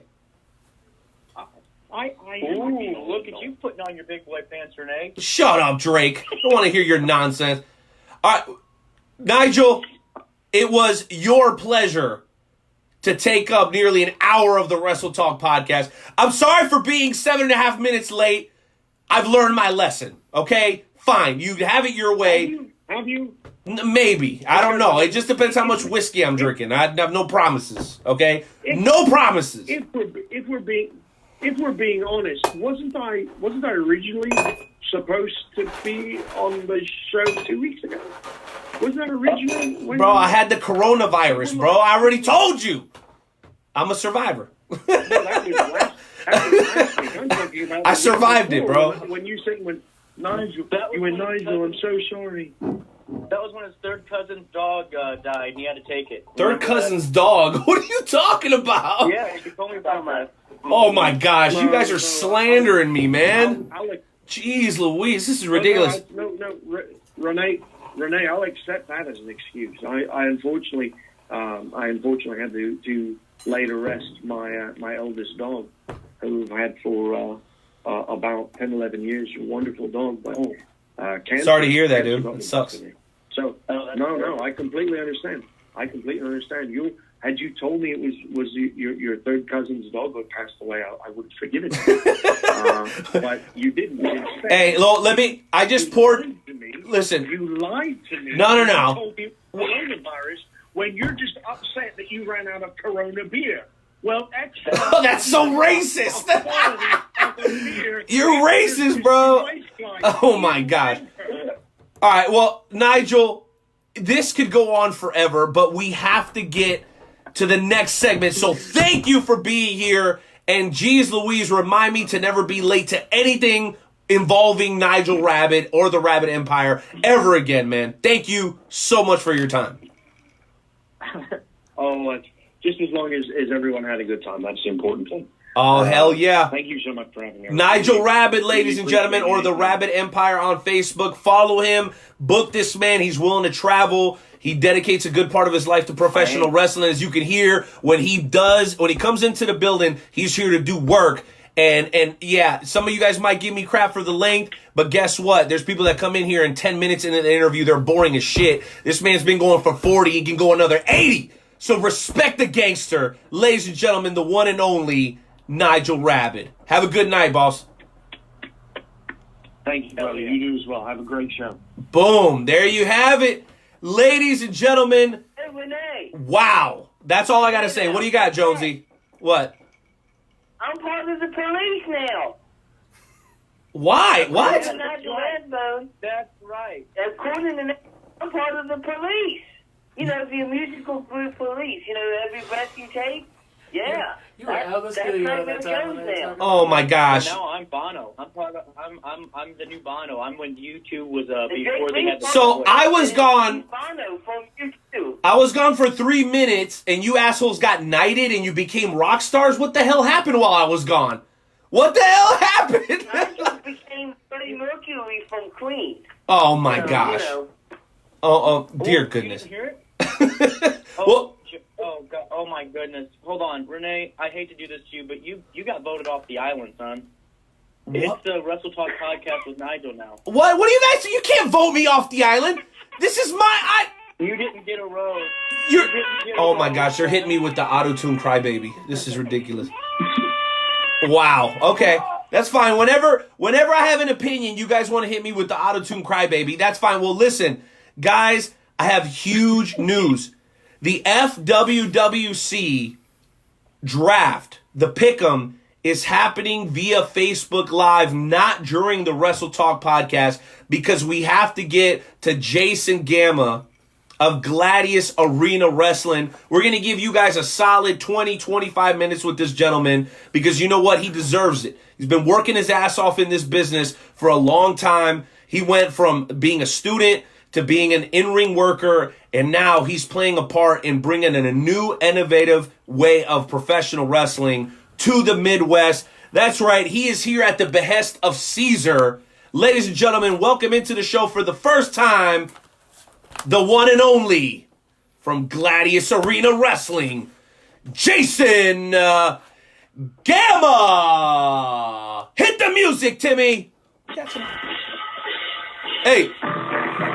Here it comes.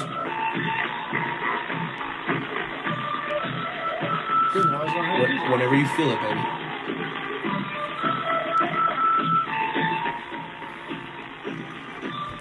What's up, Wrestle Talk?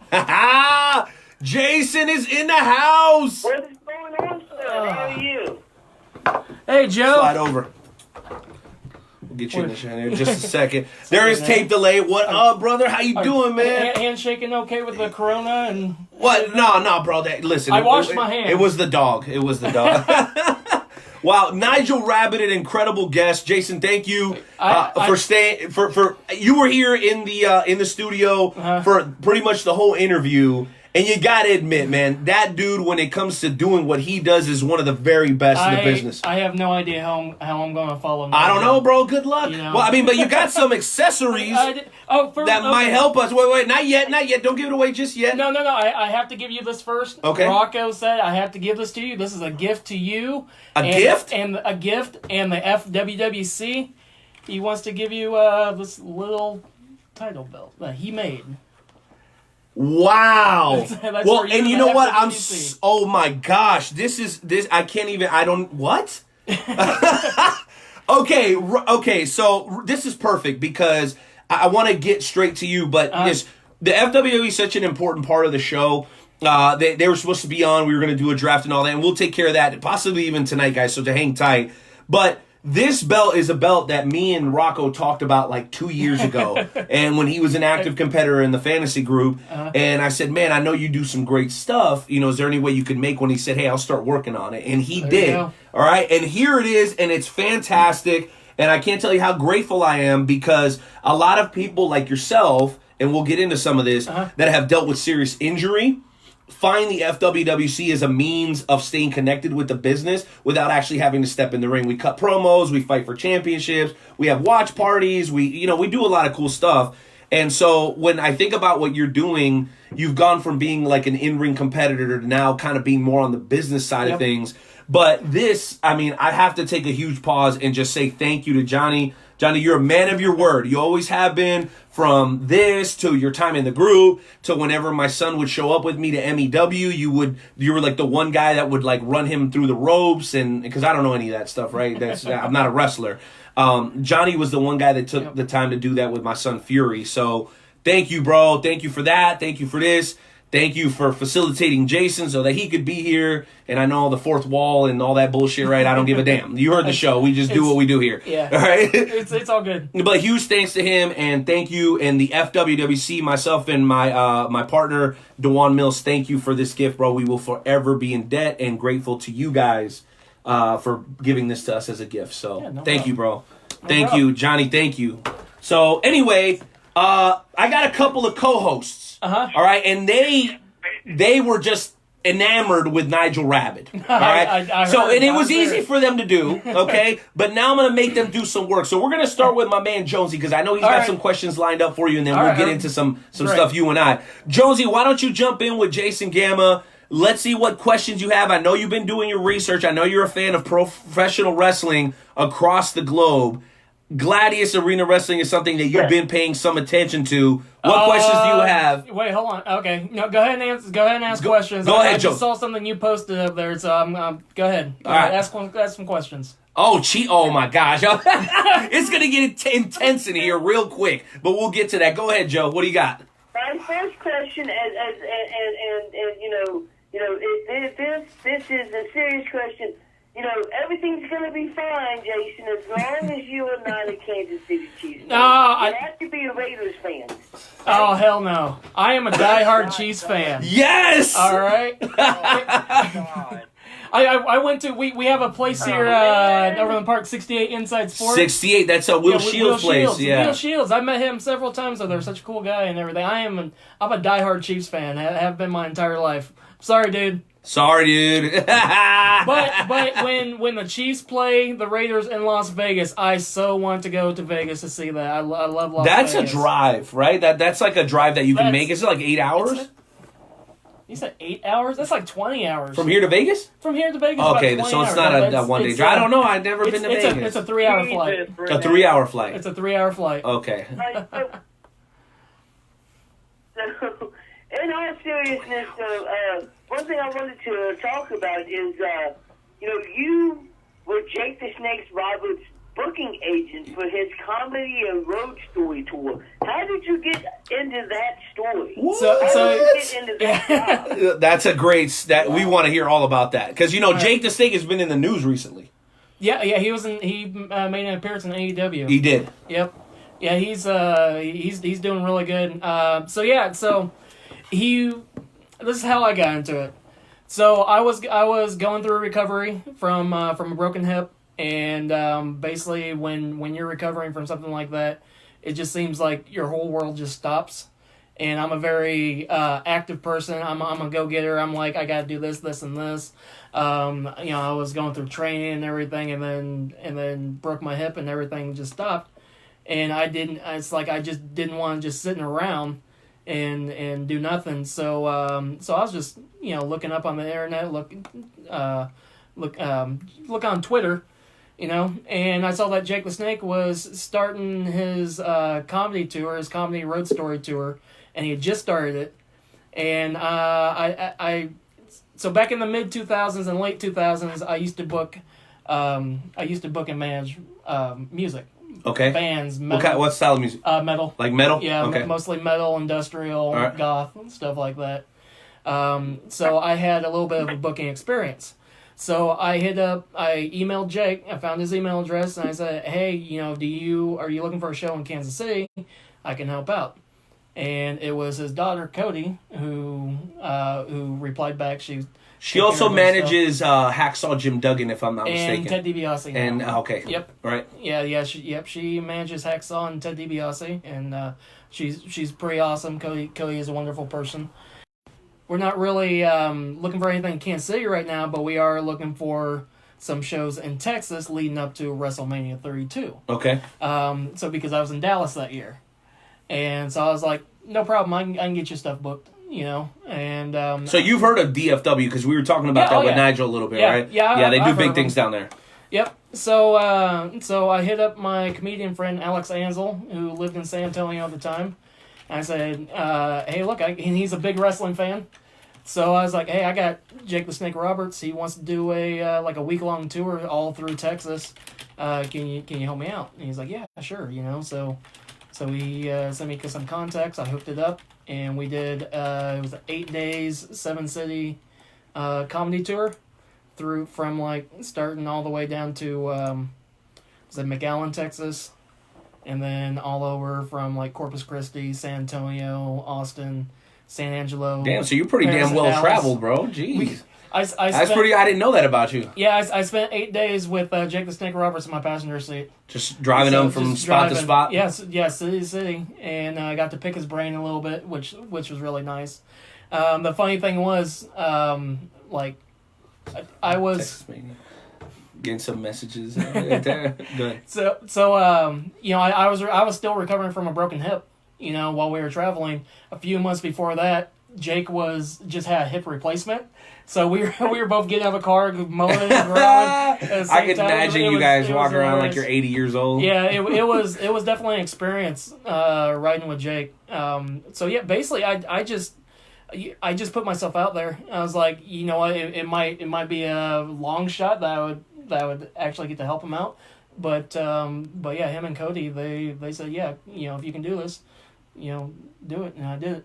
So that's how I got in there. That's a great question, Joe. Yep.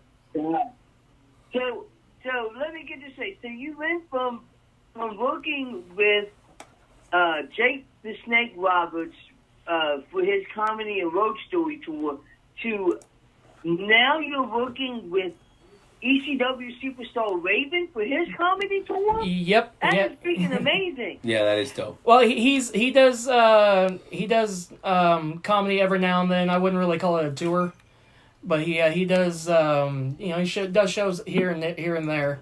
So last year it was late 2018 is when I hit him up because I saw he was doing shows. So I just emailed him too, and I was like, hey, do you need any help? You know, I worked with Jake the Snake and everything, and he was like, yeah, here's my number, and called him up, and we got some stuff figured out, and I booked him a few shows down Texas again, and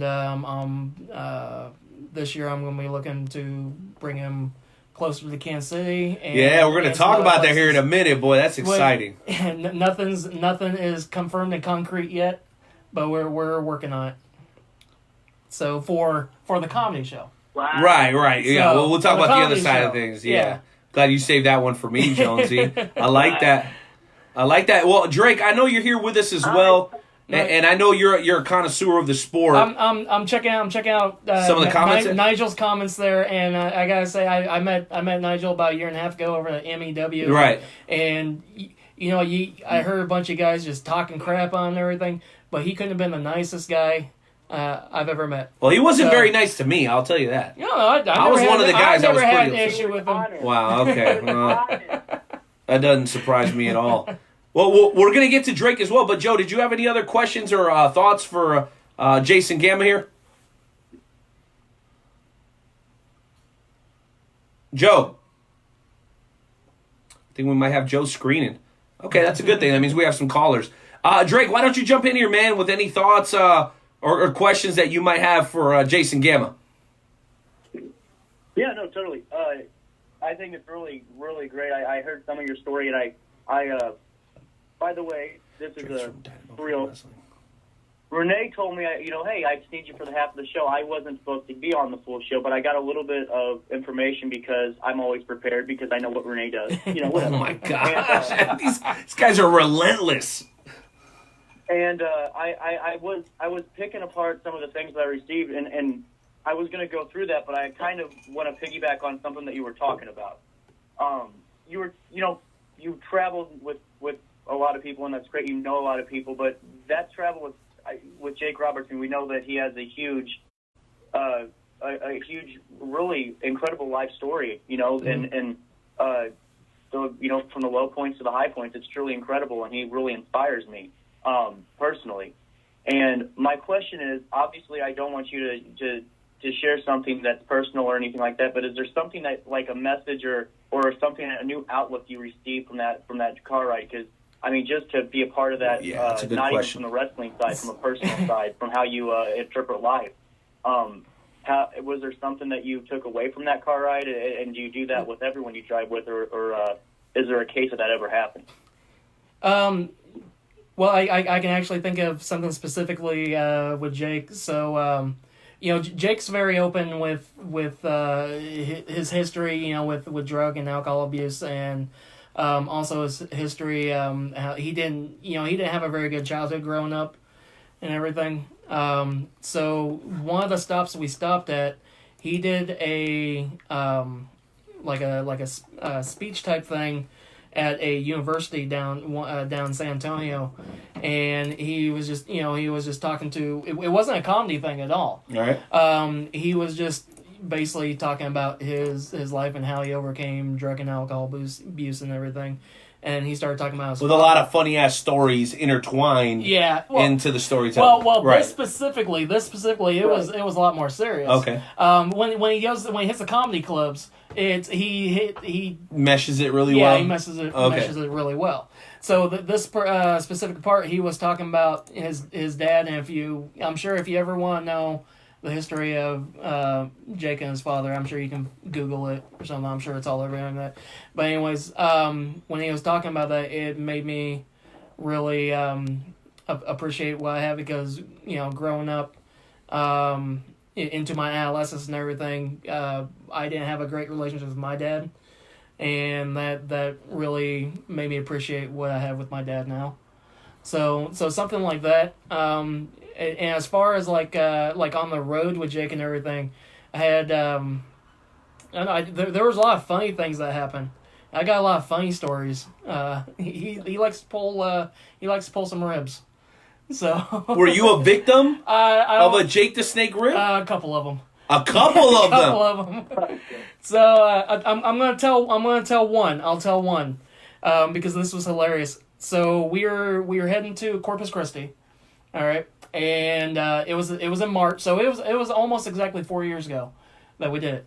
So and you know, March down in Texas, it starts, you know, it's warming up and everything, and when it starts warming up, mosquitoes, you know, baby mosquitoes are starting to come out and everything. So we're getting to Corpus Christi. We're probably like 45 minutes out from Corpus Christi. So he stops. He's like, oh. I'm like, what's wrong? He goes, I gotta take a shit. You know, we can cuss on here, right? Is that okay? Well, you heard the interview with Nigel. Yeah, all right. I think you can make that assumption. Yes. So are you serious? He's like, yeah, pull over. I was like, all right. So I'm starting to pull over, and he puts his hands down his pants, and he pulls out and puts his hand right under my nose. Like, you know, I basically just sniffed his ass. I'm like, oh my God, are you freaking serious? Oh my God. I can't believe you just did that. I'm driving. I'm like, I'm actively pulling over, and he does that. So I'm like, oh, well, you know, so I keep going. It's like, not 10 minutes later. He's like, okay, pull over. I need to take a piss. I'm like, no, you know, you're pulling a rib. You're joking. He's like, no, I'm serious. I need to take a piss. I was like, all right. So I pull over. He gets up. He actually needs to take a piss. All right. Cody's in the back seat too, and he's got the door wide open in my car. All right, so he's taking a piss, and like on the side of the highway. On the side of the highway. Okay. Yeah. So these little mosquitoes are flying into my car. We're like, what the hell? So we're smashing them and everything. All of a sudden, all these little mosquitoes just come into my car. Oh my God! So I'm like, we're like, hurry up! And he's like, I know, they're biting my dick. Bro! So he finishes. Oh my God! Gets in. Cody and I are smashing these mosquitoes on my roof, you know. So we get out. We roll down the windows, and we're trying to get these mosquitoes out, and we're having a good laugh about it. And he goes, you know, this one mosquito flew on my dick, and he started sucking out blood, and he tried to fly off. He goes, he just died. Oh my gosh. Oh wow. Well, is that what you were at? Is that what you were looking for, Drake? Good job. You got a Dick Mosquito story out of Jason. Whoa. Is that what you wanted? Hold on. You can't just ask me a question and answer it for me, okay? Jeez Louise. Gee. Yes, you know what? To be quite honest with you, I appreciated that because it gave me what I wanted, and then a very funny story. So I thought that was brilliant, Renee. Well, I'm not sure how I'm going to follow that, but you know what? And great questions, guys. Thank you so much. Thank you guys so much.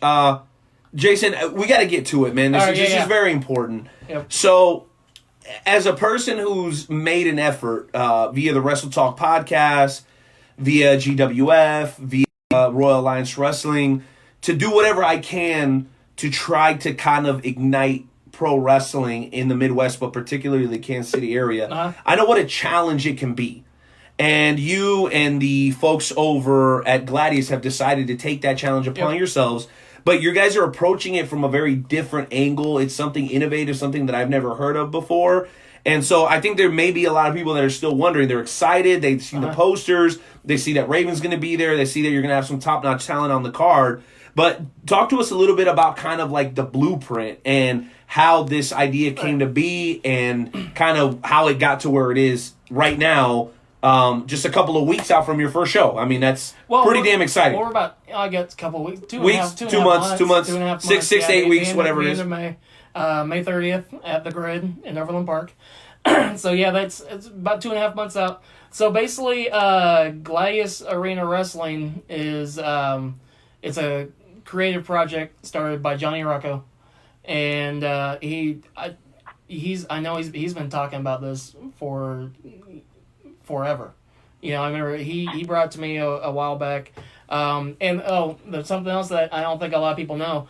Johnny Rocco and I actually started wrestling training on the exact same day.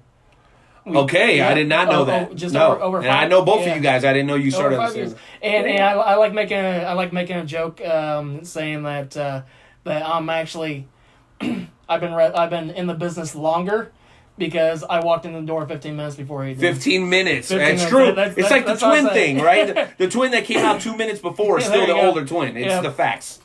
So I think to begin with, Rocco and I always had some kind of connection right there. You know, we always got along and everything. So he talked about Gladius for a while, about this little idea that he had, and it was, I think, a couple years ago, he brought it to me, and he's like, this is what I'm going to be doing. I'm going forward with it. Do you want to be a part of it? And it was just bad timing at the time for me. I was going through rehab for my back. So now you had a hip issue and a back issue. So I had, let me go through my injuries real quick. Back in 2015, I broke my hip in training. I broke my acetabulum, which is my right hip socket, by doing a frog splash, and it just, when I landed, my femur just shoved up into my hip socket, snapped my hip socket, and popped my leg out. So I thought I dislocated. I didn't know anything was broken. So I was laying there on the canvas. I was trying to put my leg back in to its socket. Put back in, I'll walk it off, and it wasn't budging. So I spent about 6 days in the hospital, got a bunch of screws put in, and Rocco. I remember Rocco was. It was actually a really busy day in training too. We had quite a few people there that day, and I spent 6 days in the hospital, and I remember one of my first thoughts. Two thoughts went through my head. One, my girlfriend's gonna be so mad at me. Yep. That was my first thought. Because nobody's girlfriend wants to see their man with his leg broken. No. Okay, agreed. And my wife probably feels the same way. And the second thing that went through my head is I'm never going to wrestle again. You know, and it was I saw when I came to training back in 2015, I saw it as my second chance in wrestling, because back in 2000 I tried went to this training center, and which ended up being a big old scam, ripped me off $600. and it really put me off to wrestling and everything. So You when got screwed when you were trying to get in. That's Yep. terrible. just looking at the comments. Well, you missed a bunch of the ones that already I- went by, bro. I know. You're gonna have to go back and read all this stuff. It's all so right, much. So let me go back to that. I didn't think I'd ever wrestle again. It was about and then so while I was recovering and everything, that's when I hit up Jake and I tried to do other stuff, and then after the Jake tour, I just went in this pretty deep depression. And it's just like I'm done. Can't do anything. And it was in July I got back in the workforce, and so when I first started training, I was 250 pounds. I was like the worst shape of my life. By the time I broke my hip, I was 215 pounds. I lost 35 pounds. I was getting, I was doing really well, losing weight and everything. I was feeling a lot better, and then I broke my hip. But a year later, when I get back in the workforce, I'm back up 250 pounds. So I didn't think there was a there was a chance for me to ever wrestle again. But when I started working, I started walking more and everything, I dropped about 20 pounds in 6 weeks. And then I was like, you know what? I have to try this again. I have to get back in that ring because it felt like, It's unfinished business. So I got back in the ring, went back to the XWC, and basically I graduated, had a couple, quite a few good matches and some not so good matches. I called your matches. You did? I did. I got to call this guy's matches. It was actually, I don't know if you know, the very first time I ever stepped in the ring was September 26th, 2015. Okay. KCXW's second show. That was 2015 to 2015. Is that the one at Soccer Nation? That was one at Soccer Nation. Okay, I remember that one. It was 3.5, almost 4 months after I broke my hip. I got back in the ring. Wow. I was one of Kurt Gannon's faceless followers. Yeah, that's right. When you guys came out, he had the white mask. I had the white mask and everything. I remember that. And I remember I had my crutches and everything. I was still on crutches. And the entire day, I was walking around practice. I was trying to hide my guy. and I got up in there. And that's dope. And I stepped through the ropes. I remember it hurting so bad just stepping through the ropes. But you had the mask on, so your face. Yeah, I had the mask on, and it was just 5 weeks before that. The doctor gave me the okay to start using my leg because I was. It was like raised all the time. That kind of deal. I was basically on the couch for 9.5 weeks. They said put no pressure on your leg at all for that 9.5 weeks. I've been out with a shoulder for 6 weeks, and I know how much it sucks. Yeah. Don't move it. So keep ice on it all the time. Well, it's even worse. I'm not downplaying your injury, but with the leg, I mean, you need. Well, yeah, all the move, time. Yeah. I mean, at least with an arm or something, you can still walk around and everything. I had a split level house at the time. Walking up and down the stairs. Yeah, with the crutches and stuff. So what? So back to. Well, no, yeah, you shouldn't want to take a side. No, you want to take a side, like a side road to talk about your injury. Yeah. But that's how I think what led to that is me asking you, how did you go from dealing with all that to now taking on a completely different challenge, right? Like coming back from an injury is an uphill battle. Trying to run a wrestling promotion in Kansas City is an uphill battle. So how did you get there? Yeah, so basically, during my injury, that's when I hit up Jake, and then at the end of 2017, I injured my back. I got a fracture in my L5 lumbar, and diagnosed with spondylothosis or something, whatever the curved spine is. So that put me out for a while and put me into rehab, and that's where I was going back for that. Right. Oh, gotcha. Okay. I lost my train of thought for a second. So these injuries, by the end of 2018, I went through the beginning of 2018, I went through rehab, and then by the end of 2018, I'm like, I'm going ready to go. Everything ready to go again, and then I can start feeling it again, and my body's like, no, you gotta stop. And so I had my last actual match at MEW in October 2018 with Johnny Rocco. Johnny Rocco was my last match. so that match too. Yep.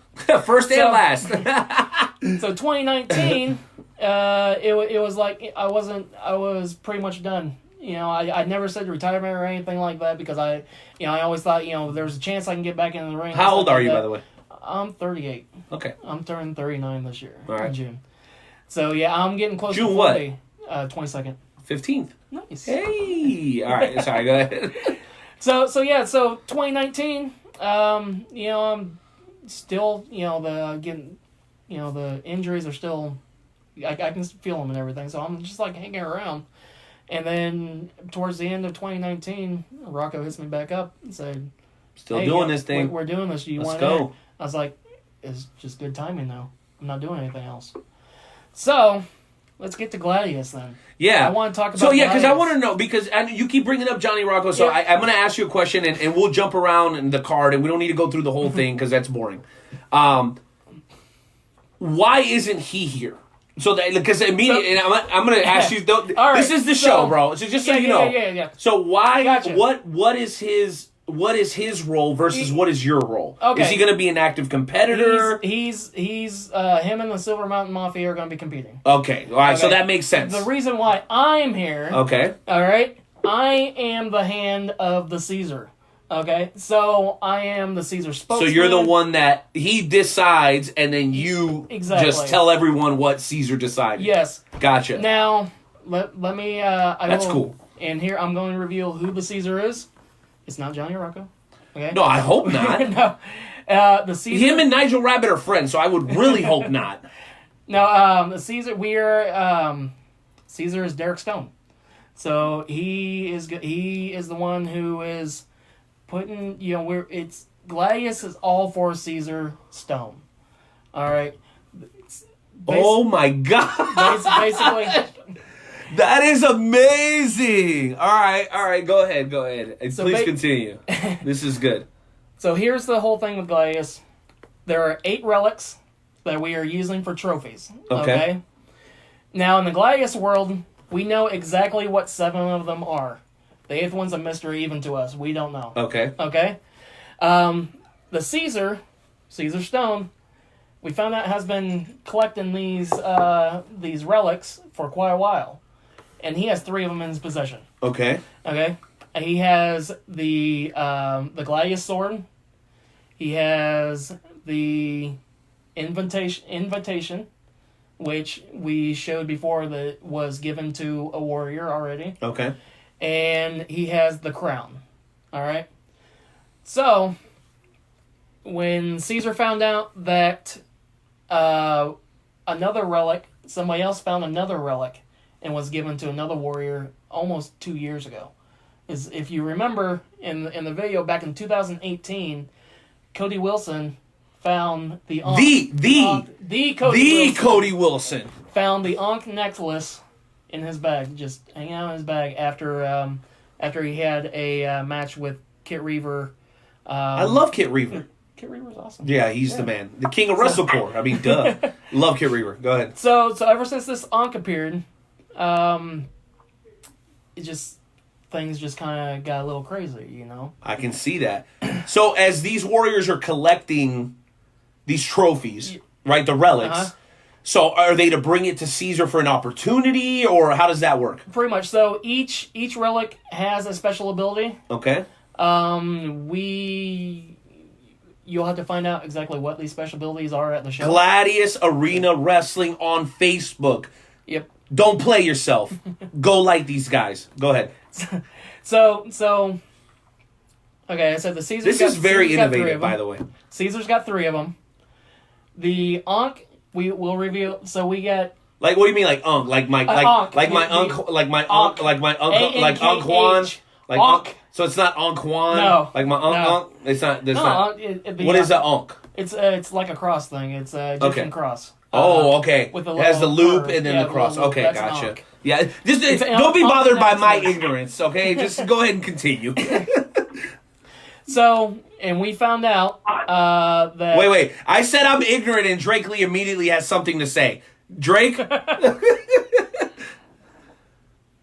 No? I have nothing to say right There now. you go. I see you putting words in my mouth, making people think of me a certain way. It's typical Renee, political BS at its finest. It's okay? Night Owl. Night Owl with a K, okay? Get it right, Drake Lee. Jeez Louise, gotta hate the rookies. Night Owl is doing political BS to try to make Drake Lee look bad. Everyone knows it. They've been talking about it. I've gotten like literally 100 messages. The same way you do to Luke Roberts. Don't even get started with me. You better hold me back right now. Just hold. Don't even. I know you do what you do, Luke Roberts, every time. So the wrestling fossil. Oh my gosh! Just stop You're it. gonna bring him up. Stop that right now. Jeez Louise, Drake Lee. Go ahead, Jason. Continue. I'm sorry. There's a lot of internal beef going on right now. Go ahead. All right, so the relics.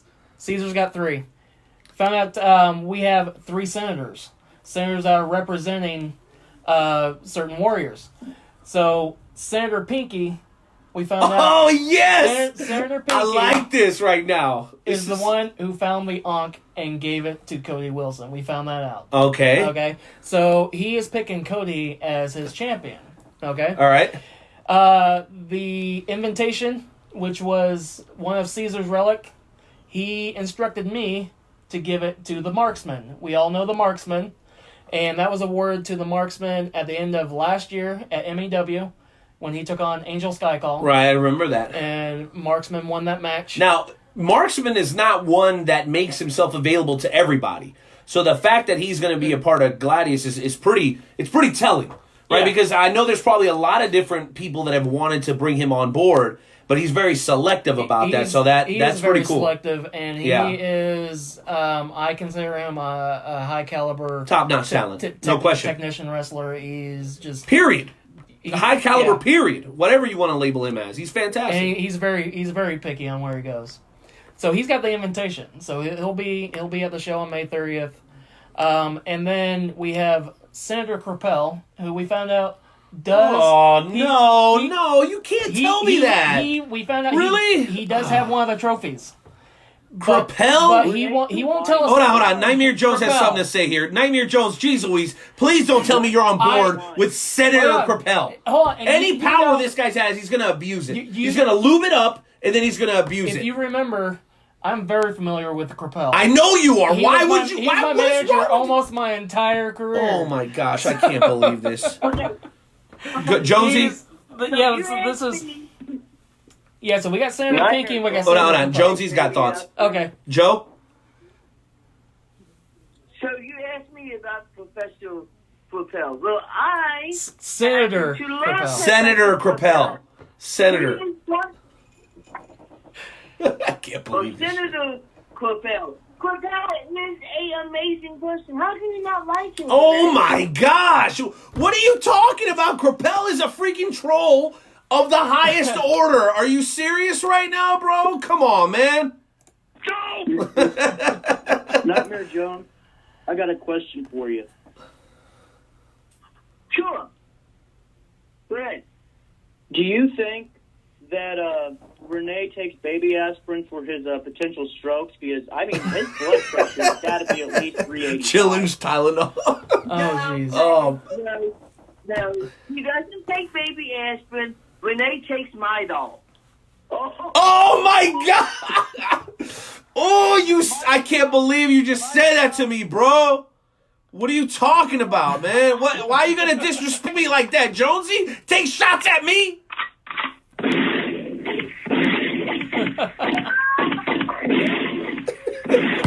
What the hell? See how I got no control over this show. I see. Oh my god! So you know why, like on the name of the show, it says Wrestle Talk Podcast with Joe and Renee. Is that why I'm relegated to like the second-class citizen around here. Jeez Louise, it's terrible. And you seem to be enjoying it. I don't really appreciate that, Jason Gamma. It's kind of funny. What are you talking about? I'm getting humiliated. Oh my! It's like this. It's once a month for about a week. Renee takes Midol. He eats a bunch of chocolate. He gets into his mood. You know, it's just... Enough. And gentlemen, can we get back to business here? Because, listen, can we get back to business here? Because we only got a couple of minutes left, and my wife is about to come over here and put me and Jason in the Cobra clutch. Okay? So, you have something with you okay, that I want to make sure that we get an opportunity to show off. All right. All right? Because this is a huge deal, guys, and we're going to get another opportunity to talk before the show. Yeah, because I got announced who's going to be there. I know you got a lot. A few of it, we got the card. We got the card. He's got the full card. So what we're going to do is we're going to give you guys an opportunity for some bonus content.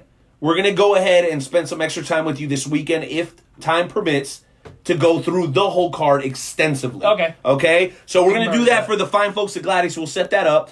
But for now, Jason Gamma has something very special in his possession, and it's not often that we get an opportunity to reveal something like this. And that's how we do on the Wrestle Talk podcast, because we go 2.5 hours strong, and we want to make sure that the content is just as strong as what we're bringing to the table. So this is cool, man. This is cool. So go ahead, introduce and tell people what it's all about. We got the Senators Championship. This is the title belt that once all 8 relics are collected by 8 different individuals, we will have a tournament for this title belt. Dude, this thing is heavy. My goodness, dude. All right, and then we're going to give you guys an opportunity to kind of check the whole thing out here for those of you watching on the Facebook Live. And if you're watching or listening... Smell it. It smells nice. Oh, yeah, baby. Look at this thing. So when all 8 relics are collected, somebody will have the opportunity to represent Gladius Arena Wrestling by holding this beautiful championship. We will have a tournament for that title once all 8 relics are collected. So you guys are playing 0 games. You're bringing in Raven. Yep. Your first show is on May 30th. May 30th. You're bringing in names like Derek Stone, The Marksman, Cody Wilson, Professor Crapel. Throw out a few more names. I'm sorry, Senator Crapel. Throw out a few more names so that people can really be excited, because we're going to go ahead and do, like I said, kind of a bonus edition of the Wrestle Talk podcast so that we can get through everything today and give it the limelight that it deserves. So I'll tell you a couple of matches what relics are going to be fought for. So for the crown, we are going to have Juno Granger versus Kurt Gannon. Wow, the Suplex Cyclone versus a man that weighs in at 7,000 butterflies. That's pretty. That's going to be a good one. So that's for the crown, and then the Marksman will be defending his right to keep the invitation against a huge man out of Illinois by the name of Sid Holland. So Sid has worked. Is he at WPW? He works at WPW. Okay, I'm familiar with Sid. 6'4", 400 and some odd pounds. Huge big man. Boy. About the size of the country of Holland. And he said he said he's going to be bringing his brother Jake Prater along as backup. You guys are going to need to reinforce the ring, straight up. So that's Sid is familiar with the Marksman. He knows how the Marksman can be. So he's going to bring Jake along as a little insurance, I guess. That's what he's telling me. So, and we're going to have a battle royal there for the Gladius sword. So those, let's see, what else? And the Caesar Stone said he is having his queen accompanying him. Hey! Derek Stone, I see you, bro. I see how you get down. and the queen says that she will present her own gift to the Caesar, which will be Ms. Hyde versus Morgan LeVay. Oh, my goodness. Yo, Morgan LeVay is serious business, bro. She just beat Miranda Gordy to recapture the XWE Women's Championship. She's making some waves out there in Salina. Dude, hell yeah. And beyond, man, we were down at the casino the month before that, dude. Yep. We're absolutely killing it all over the state of Kansas. Well, Jason, let me do this. I know the timing was a little off today, it's all right. but the content was spectacular. We've had people 10 plus on the stream pretty much since the beginning of the show, which, if I do say so myself, that's pretty damn impressive. Because whenever I go Facebook Live on my personal Facebook page, it's like my grandma and like nobody else. And nobody else. So, Drake, Joe, any final thoughts or questions For Jason Gamma of Gladius Arena Wrestling. Again, we're going to do something hopefully this weekend. Maybe we'll spend a whole hour going through the card if you're down with it. I know people will absolutely love it. We'll figure something out. Any final questions or thoughts from a man before he heads back and reports to Brandon? Almighty Caesar? All right, Gomez in the house. What's up, baby? What's up? What do you guys got? I got one real quick. Yes, sir. If you could, please take care of Renee. I know you're in his area. Can you make sure he does get that Midol? Oh my gosh! You guys are the worst. And also, I just wanted to say, I honest to God just wanted to say congratulations, good luck, and I wish you nothing but success. Hopefully, I can catch something, and I can't wait to watch it somewhere. Thank you. I appreciate that. Jonesy? Stu, thank you for taking time out of your busy schedule to come on to the podcast. This has been absolutely amazing. Just promise us that you're not going to be a stranger and you're going to come back because there's so much stuff that we want to talk about. And you know, each time that you come back, you can talk more and more and more about the promotion and you know, how amazing Propel is. Yeah, here we go with that crap. Absolutely. Anytime you guys want to have me on, I will. I'll come on. So just let me know. Well, one thing that's for sure, we absolutely live up to our name. We love wrestling and we love to talk, especially in the case of Nigel Rabid. Dear goodness, if that man was paid by the word, he'd be a billionaire. My gosh. Ladies and gentlemen, please make... It's your fault. It's not my fault. We were 7 minutes late, and we had to get into the Lucha Lounge. It's not my fault it takes so long to get through TSA, Drake Lee. It's TSA's fault, not my fault. It was a week and a half. Okay, it was like 3 weeks. When's the 7 minutes coming up? We aren't talking about today, okay? Oh. It's true. We're talking about, like, the last 2 weeks, okay? It's true. I had the corona, bro. All right, guys, make sure... You start drinking them with a lime. You won't get sick then. Oh, my goodness. Well, you know what? That's the first piece of sound advice that I've ever gotten from you, Drake Lee. Shout out to Dynamo Pro Wrestling, by the way. Catch Drake Lee at every single Dynamo Pro Wrestling show. We absolutely love Jim and Chris and all the fine folks over there at Dynamo Pro Wrestling. Luke Roberts, Chris Rodell, the whole gang, yes, even the Snitch. And then, of course, to the fine folks over at Royal Alliance Wrestling. Adam Frex, we love you too, brother. Hey, you guys have yourselves a good night. I'm going to go ahead and sign off for tonight's show. Jason, one last thing, man. Yep. Drop the information on Gladius one last time so people know where to find you and when the first show is. Yeah, you can find us facebook.com/Gladius Arena Wrestling. Just put in Gladius Arena Wrestling. We're right there. Our first show is Saturday, May 30th at the Grid in Overland Park, Kansas. We have the flyer up on our Facebook. We got the address right on there. So yeah, Raven will be doing a VIP signing and taking pictures and stuff like that. So he'll be there. And for workers, we're still setting it up, but he will also be holding a seminar for workers too.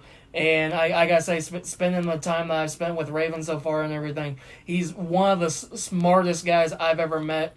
His knowledge in ring psychology is, I swear, it's unmatched. So he's someone you want to learn from. He is somebody that you guys are going to want to learn from. And you know what? Because of your loyalty, hold this for me, Jason. Yep. Because of your loyalty, the Wrestle Talk podcast is somebody that you can earn from. I want to congratulate Susie Haas from the great state of West Virginia, or is it Virginia? I know you're in one of those two states, sis. I want to congratulate you for winning the TriStar TNA Knockouts exclusively licensed trading cards, guaranteed to have one autograph signing, sponsored by the great folks at Kincaid, also known as Retro Zone, at the Oak Park Mall. And then also, love for you to be there, the Universe Mania Watch Party at Esports in Shawnee, Kansas. Every promotion in the area is welcome. We've had KCXW, we've had NWL, we've had Journey Pro, we've had XWE, we've had absolutely everybody in the house, and we would love for Gladius to have some representation that night. Tickets are $8. They're going to be $6 advance purchase. That is the night of WrestleMania. It's our WrestleMania watch party. There's people coming from out of town for that. I would absolutely love to have you guys there. Support local. Make sure that you guys do everything that you can. If you're not loving WWE or AEW or whatever, support your local independent promotion, whether it be Gladius or it be Dynamo Pro or anybody in between. We need to continue to support indie wrestling. That's INDIE. I hate the people that spell it with the Y. It's wrong. It's wrong, gosh darn it. That's going to close out today's show. Any final thoughts, Jason? No. Follow, you bastards. There you go. Hit the music. Let's get out of here. Congratulations, Susie. Man, the whiskey is popping tonight, baby. Woo! We out.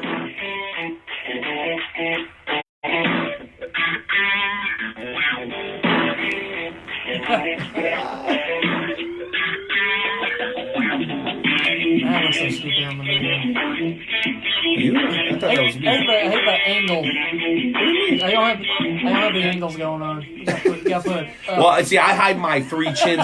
I used to hate it too because I got some extra chin action going, so I hide it with the beard now. see, that's what I need to do. You need the chin action, so we need to go with the higher up shot. Yep. All right, bro. Well, show off the bell one more time and let's get out of here, bro. Check that out, y'all. Gladius Arena. Follow them on Facebook. We'll be back next week, yo. Peace. Let's get out of here, bro. Woo, what a show, what a show.